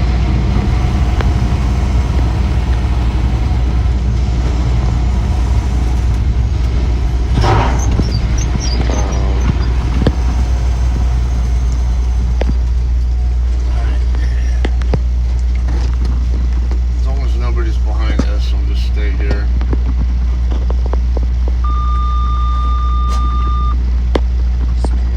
Okay. Come on, hurry up. Chat settings, okay. What number you usually put it on to? What?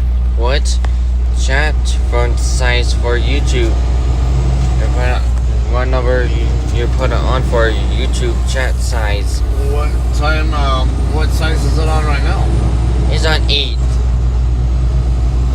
Go larger, like 12 or something. Okay. I can't see the numbers that good.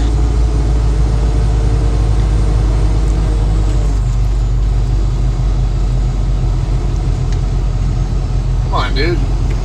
Put that shit off the road.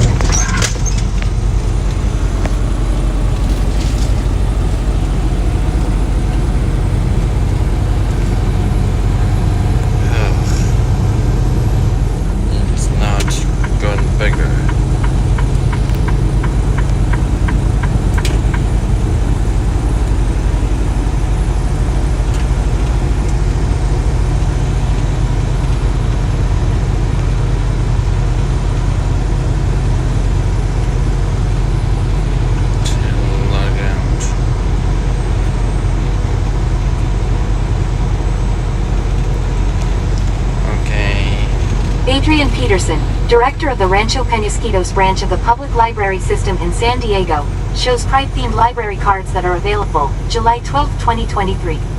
John Francis Peters, The New York Times, San Diego. Adrian Peterson, the manager of the Rancho Penasquitos branch of the San Diego Public Library, was actually a little embarrassed by the modest size of her Pride Month display in June. Between staff vacations and organizing workshops for graduating high school students, it had fallen through the cracks and fell short of what she had hoped to offer.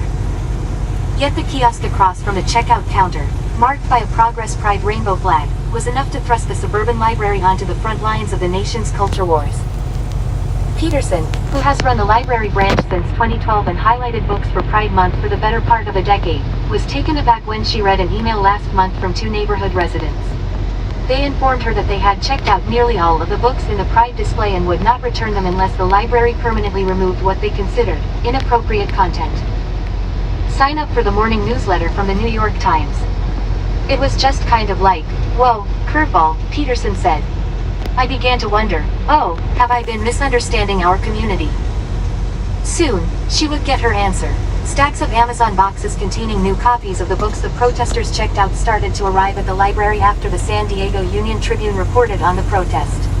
Roughly 180 people, mostly San Diegans, gave more than $15,000 to the library system, which after a city match will provide more than $30,000 toward more LGBTQ-themed materials and programming, including an expansion of the system's already popular drag queen story hours. In an ever-divided nation, Americans are waging battles in big ways and small, right down to turning their library cards into protest weapons. Right-wing activists have challenged the recognition of June as Pride Month and have sought to remove textbooks from schools and LGBTQ-affirming picture books from libraries. In Republican-led states, those in office have used their power to change policy and ban materials contested by conservatives. But even in California and other states led by Democrats, demonstrations against Pride events and LGBTQ-themed books have broken out in recent weeks. In North Hollywood, a neighborhood within the liberal stronghold of Los Angeles, a Pride flag was burned at an elementary school, and dueling protests days later over a Pride assembly devolved into scuffles outside the campus. In Temecula, not far from San Diego, the conservative majority of the school board twice rejected elementary school materials that discuss Harvey Milk, the slain gay rights leader, and LGBTQ history before agreeing to acquire them after government. Gavin Newsom threatened to fine the school district $1.5 million for not complying with state standards. And in Chino, the state's superintendent of public instruction, Tony Thurman, was kicked out of a school board meeting Thursday after criticizing a proposal by conservatives that would notify parents if a student asks to use a name or pronoun that does not align with their birth certificate. In San Diego, supporters of LGBTQ rights were quick to counter opponents. The city council member who represents Rancho Penasquitos, Marnie Von Wilbert, condemned the library protest against Pride books and asked the community to help restore the display. Like many Southern California suburbs, Rancho Penasquitos, in the northeastern part of San Diego, was once solidly Republican territory. But the community has become more liberal over the years, attracting a diverse range of residents with its highly rated schools and glimpses of the Pacific Ocean. Von Wilbert is the first Democrat to represent the neighborhood. What's up? The political shift reflects changes in San Diego at large. Long known as a military town with religious roots that date back to the first Spanish mission in California, the city had favored Republicans for most of its history. But like other parts of the state, San Diego has grown more diverse after decades of immigration and the establishment of a booming biotech sector. The city also has embraced the LGBTQ community. In 2020, voters elected Todd Gloria as San Diego's first openly gay mayor and have sent Toni Atkins to the state legislature, where she has become the first lesbian to serve as the leader of each house. Both are Democrats. Von Wilbert grew up in Rancho Penasquitos and in 2020 won a closely fought race to represent her home district, where Democrats now have a plurality of registered voters and there are almost as many independents as Republicans. Von Wilbert, who is a member of the LGBTQ community, said she appreciated how quickly her neighbors rallied to support the library. Suburban, formerly conservative communities are still not buying into this culture war idea that we can't have love and tolerance and acceptance, she said. That has been amazing. Conservative groups nationwide have pushed to ban books that discuss LGBTQ issues from libraries and schools, saying that parents should be able to control what their children are being taught. The San Diego residents who sent the email to the Rancho Penasquitos Library, Amy Vance and Martha Martin, did not respond to requests for comment. City officials said they have not heard since from the library patrons. The text of their email was identical to a template posted online by a right-wing group called Catholic Vote, which has an office in Indiana and is not affiliated with the Catholic Church. The group has promoted a Hide the Pride campaign that encourages supporters to check out or move books that depict LGBTQ characters and families. Organizers have described such material as pornographic and obscene and said it should not be available to young library patrons. The library needs to use its discretion in how it will make certain content available to people who have very different beliefs about whether this is appropriate for kids, said Brian Birch, the president of Catholic Vote. Among the books on the group's target list are Julian is a Mermaid, a picture book about a little boy whose grandmother takes him to a mermaid parade at Coney Island, and Morris Micklewhite and the Tangerine Dress, another picture book about a boy who loves using his imagination and wearing an orange dress to school. Both were checked out by the protesters in San Diego. Birch said that his group does not encourage supporters to break the law. But, he said, if one decides to keep a book indefinitely, that's perfectly fine. The mission of public libraries is to provide access to any kind of information, even if it is offensive to some, said Misty Jones, the director of the San Diego Public Library. The San Diego library system also does not restrict children from materials that have adult content, according to its library card form. Librarians say that it has become more difficult to retain open access, as book challenges have exploded in the past 2 years. Last year, 2,571 unique titles faced censorship attempts, a 38% increase over 2021 and a record high, according to the American Library Association. The ALA also documented 1,269 demands to censor library books or materials, the highest number since the association started collecting data more than 2 decades ago. In Greenville, South Carolina, library board members sought to ban 24 titles this year, though they ultimately dropped that effort in favor of rules that restrict books on gender identity to adult sections. Last year, a Michigan town defunded its library after librarians refused to remove LGBTQ-themed books. Deborah Caldwell-Stone, who serves as director of the association's Office of Intellectual Freedom, said that the protesters in San Diego and elsewhere have taken advantage of relaxed policies intended to make books more accessible to patrons who cannot afford hefty fines. In the San Diego public library system, cardholders get 5 renewals for materials as long as no one else has requested them. Then, once a book is overdue, library patrons have 2 more months to return it before it is considered lost, and then they will be billed for it. Things intended to broaden access have been weaponized to engage in censorship, Caldwell-Stone said. At the Rancho Penasquitos Library, the Pride display has since been replenished. As for the books checked out last month, they were recently returned. See .2023 The New York Times Company. View article source. Are you fucking kidding me, Stevens? That car looks like it might be abandoned. I'm not moving on. I'm not backing off for you.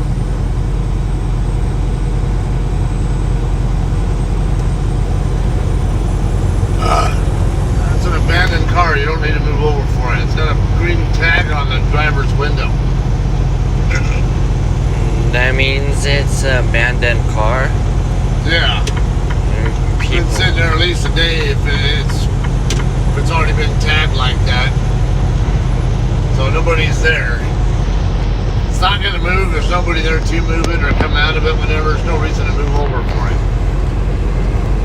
I don't know why people are scared of that car. Probably broke down and didn't have the money to do anything about it. Okay. It happens a lot. Yeah, hey, drink.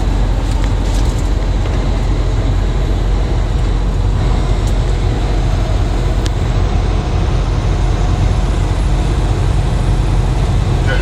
Have stuff in your blizzard? Yes.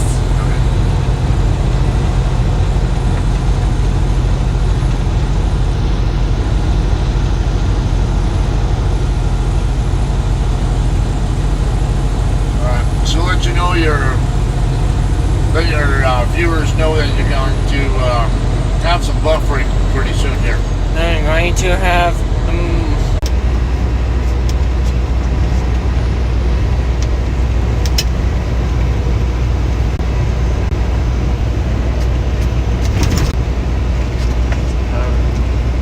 yours is empty. I'll toss mine over here. Fall down. I was going to put mine in there so we don't have to cross over each other. Okay.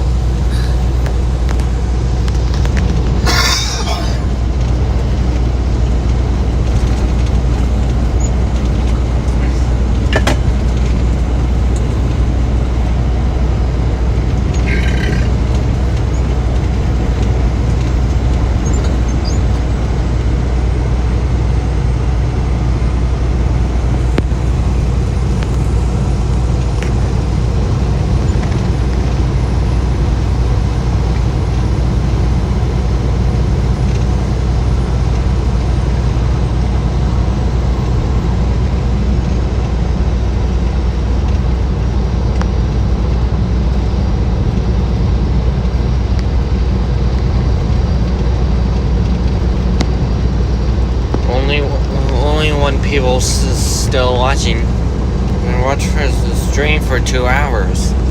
Yeah, don't forget, you're going to be getting buffering, so there are going to be times where it could drop even when someone's still there.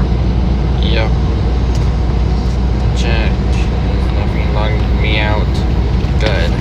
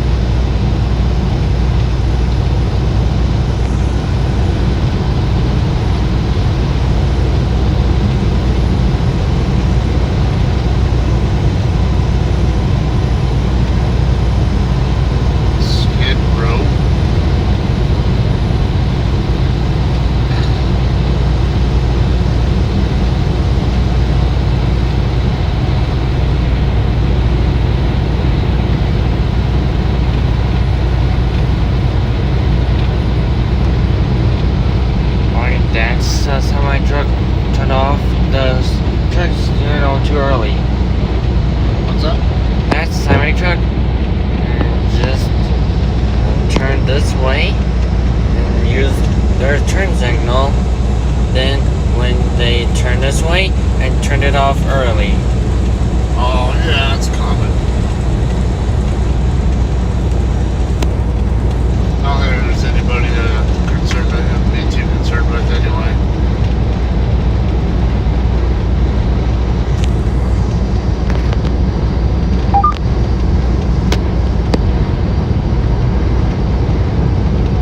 WDL Transportation.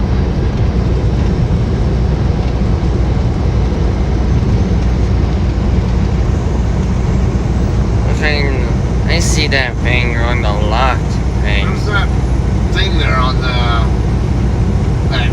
device there that, remember I was asking about that device on someone's trailer yesterday? Yes. Kind of wondering if that's the same truck. If that semi-truck has a radio in there. I think that is the same truck, because I think I remember that trailer number. I think it's the same truck. Yeah, you don't see trailers, you just don't see anybody pulling a trailer with that thing on it.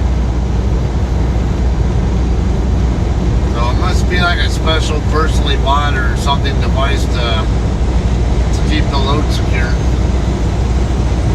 Or,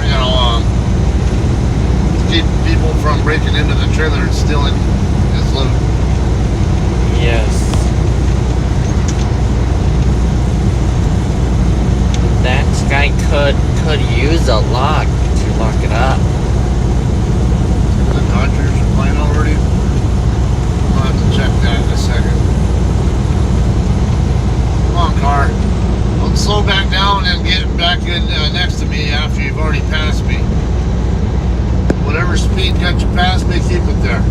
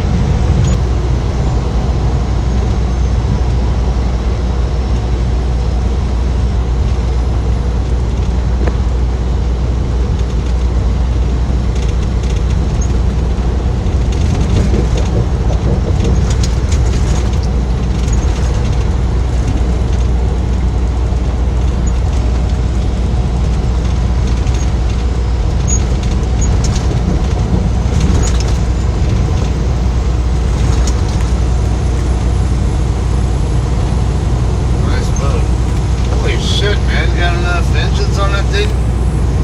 Lots of engine at boat. I think that boat needs a few more engines on it.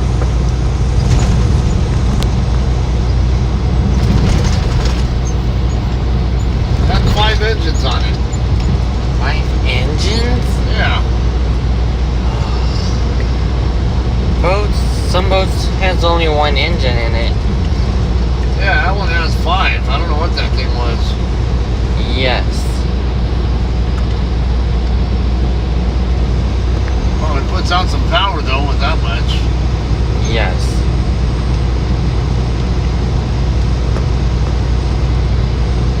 Pink Lake in Canada. What the hell?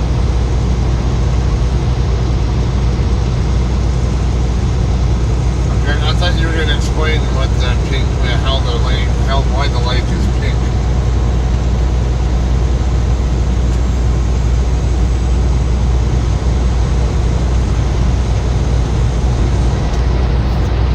Thinking I can listen to it. I'm hoping I can listen to something there about like why would the lake be pink? I don't understand.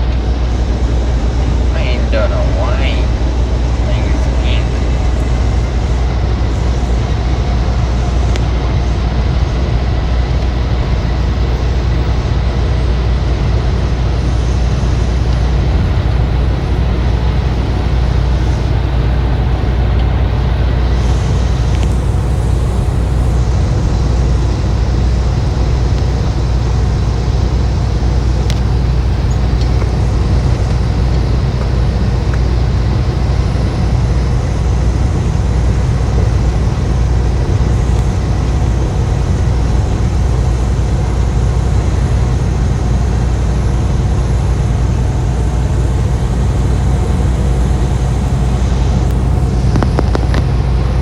We're on Tucumcari now.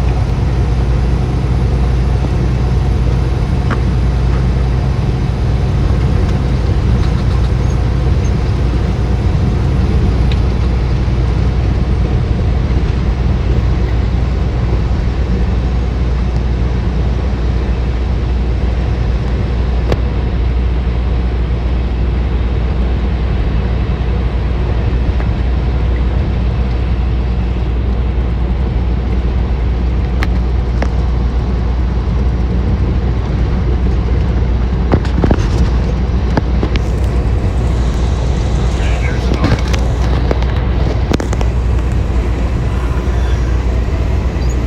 Come on.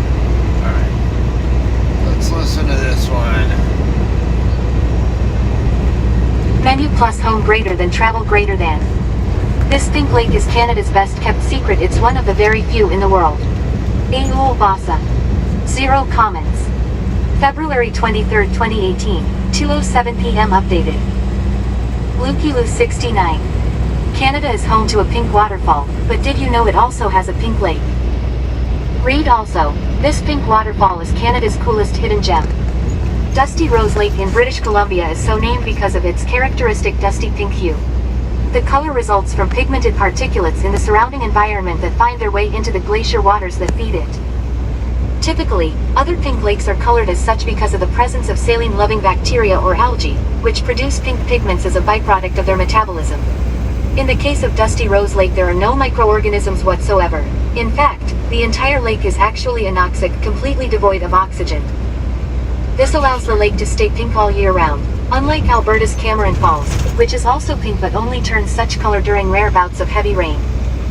The lake is found in the north region of Tweedsmuir Park in Bella Coola, on the east side of Thunder Mountain. Because it's located in such a remote area, it's often hard to access. However, many people still manage to make the trip every year, typically in the summertime. Aquafina and David digs on working with Lin-Manuel Miranda on The Little Mermaid. Those flying from Vancouver Airport to Terrace may be able to get a good view of the lake if they are sitting on the east side of the plane. Would you take the trip to Dusty Rose Lake? Disclaimer: the cover image in this article was used for illustrated purposes. Share this article Aul Basa. Small towns in Ontario. 9 small towns in Ontario that you've probably never heard of but Weird. How do you end up with... Keep your truck out of my way.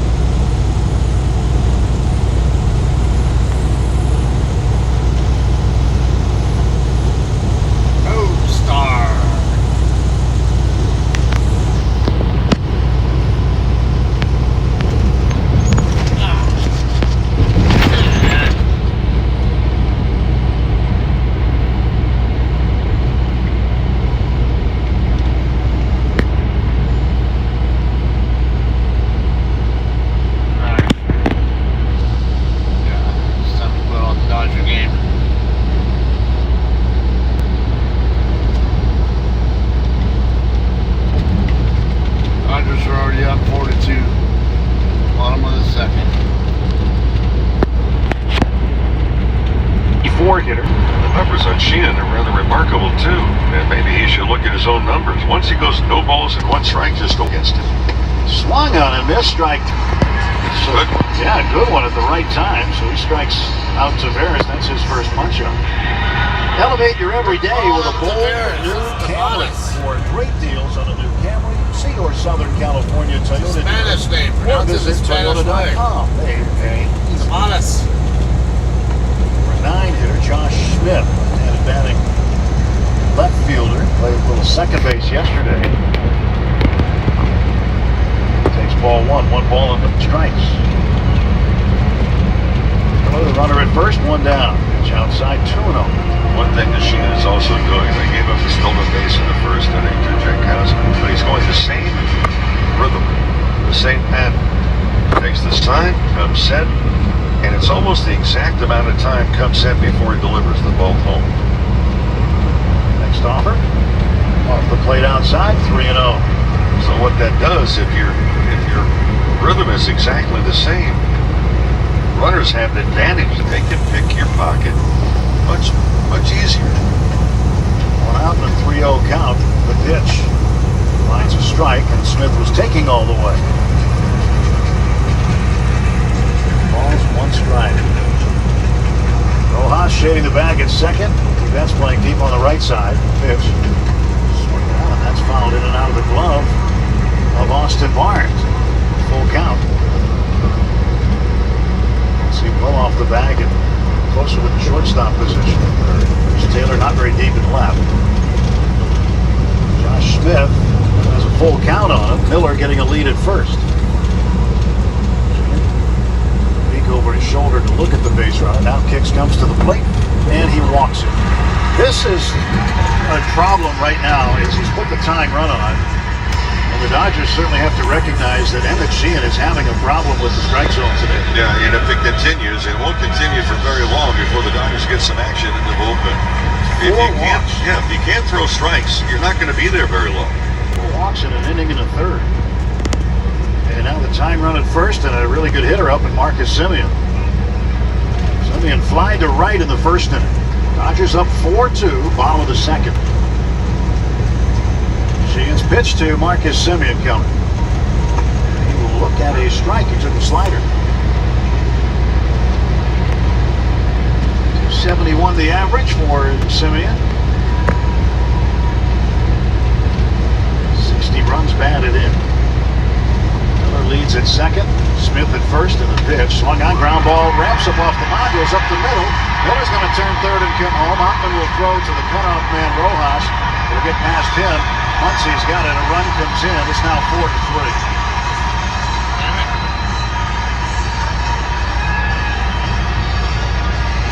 Stops at second, an RBI base hit for Marcus Semien. Well, 4 walks and 3 of them have scored.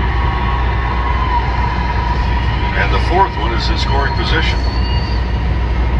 Jankowski walked and scored in the first. Off the line, but in on the grass at third is Muncie. Jankowski, first ball swinging, flies it to center. Getting behind it is Outman. He'll make the catch, and the runners can't advance. 2 men out.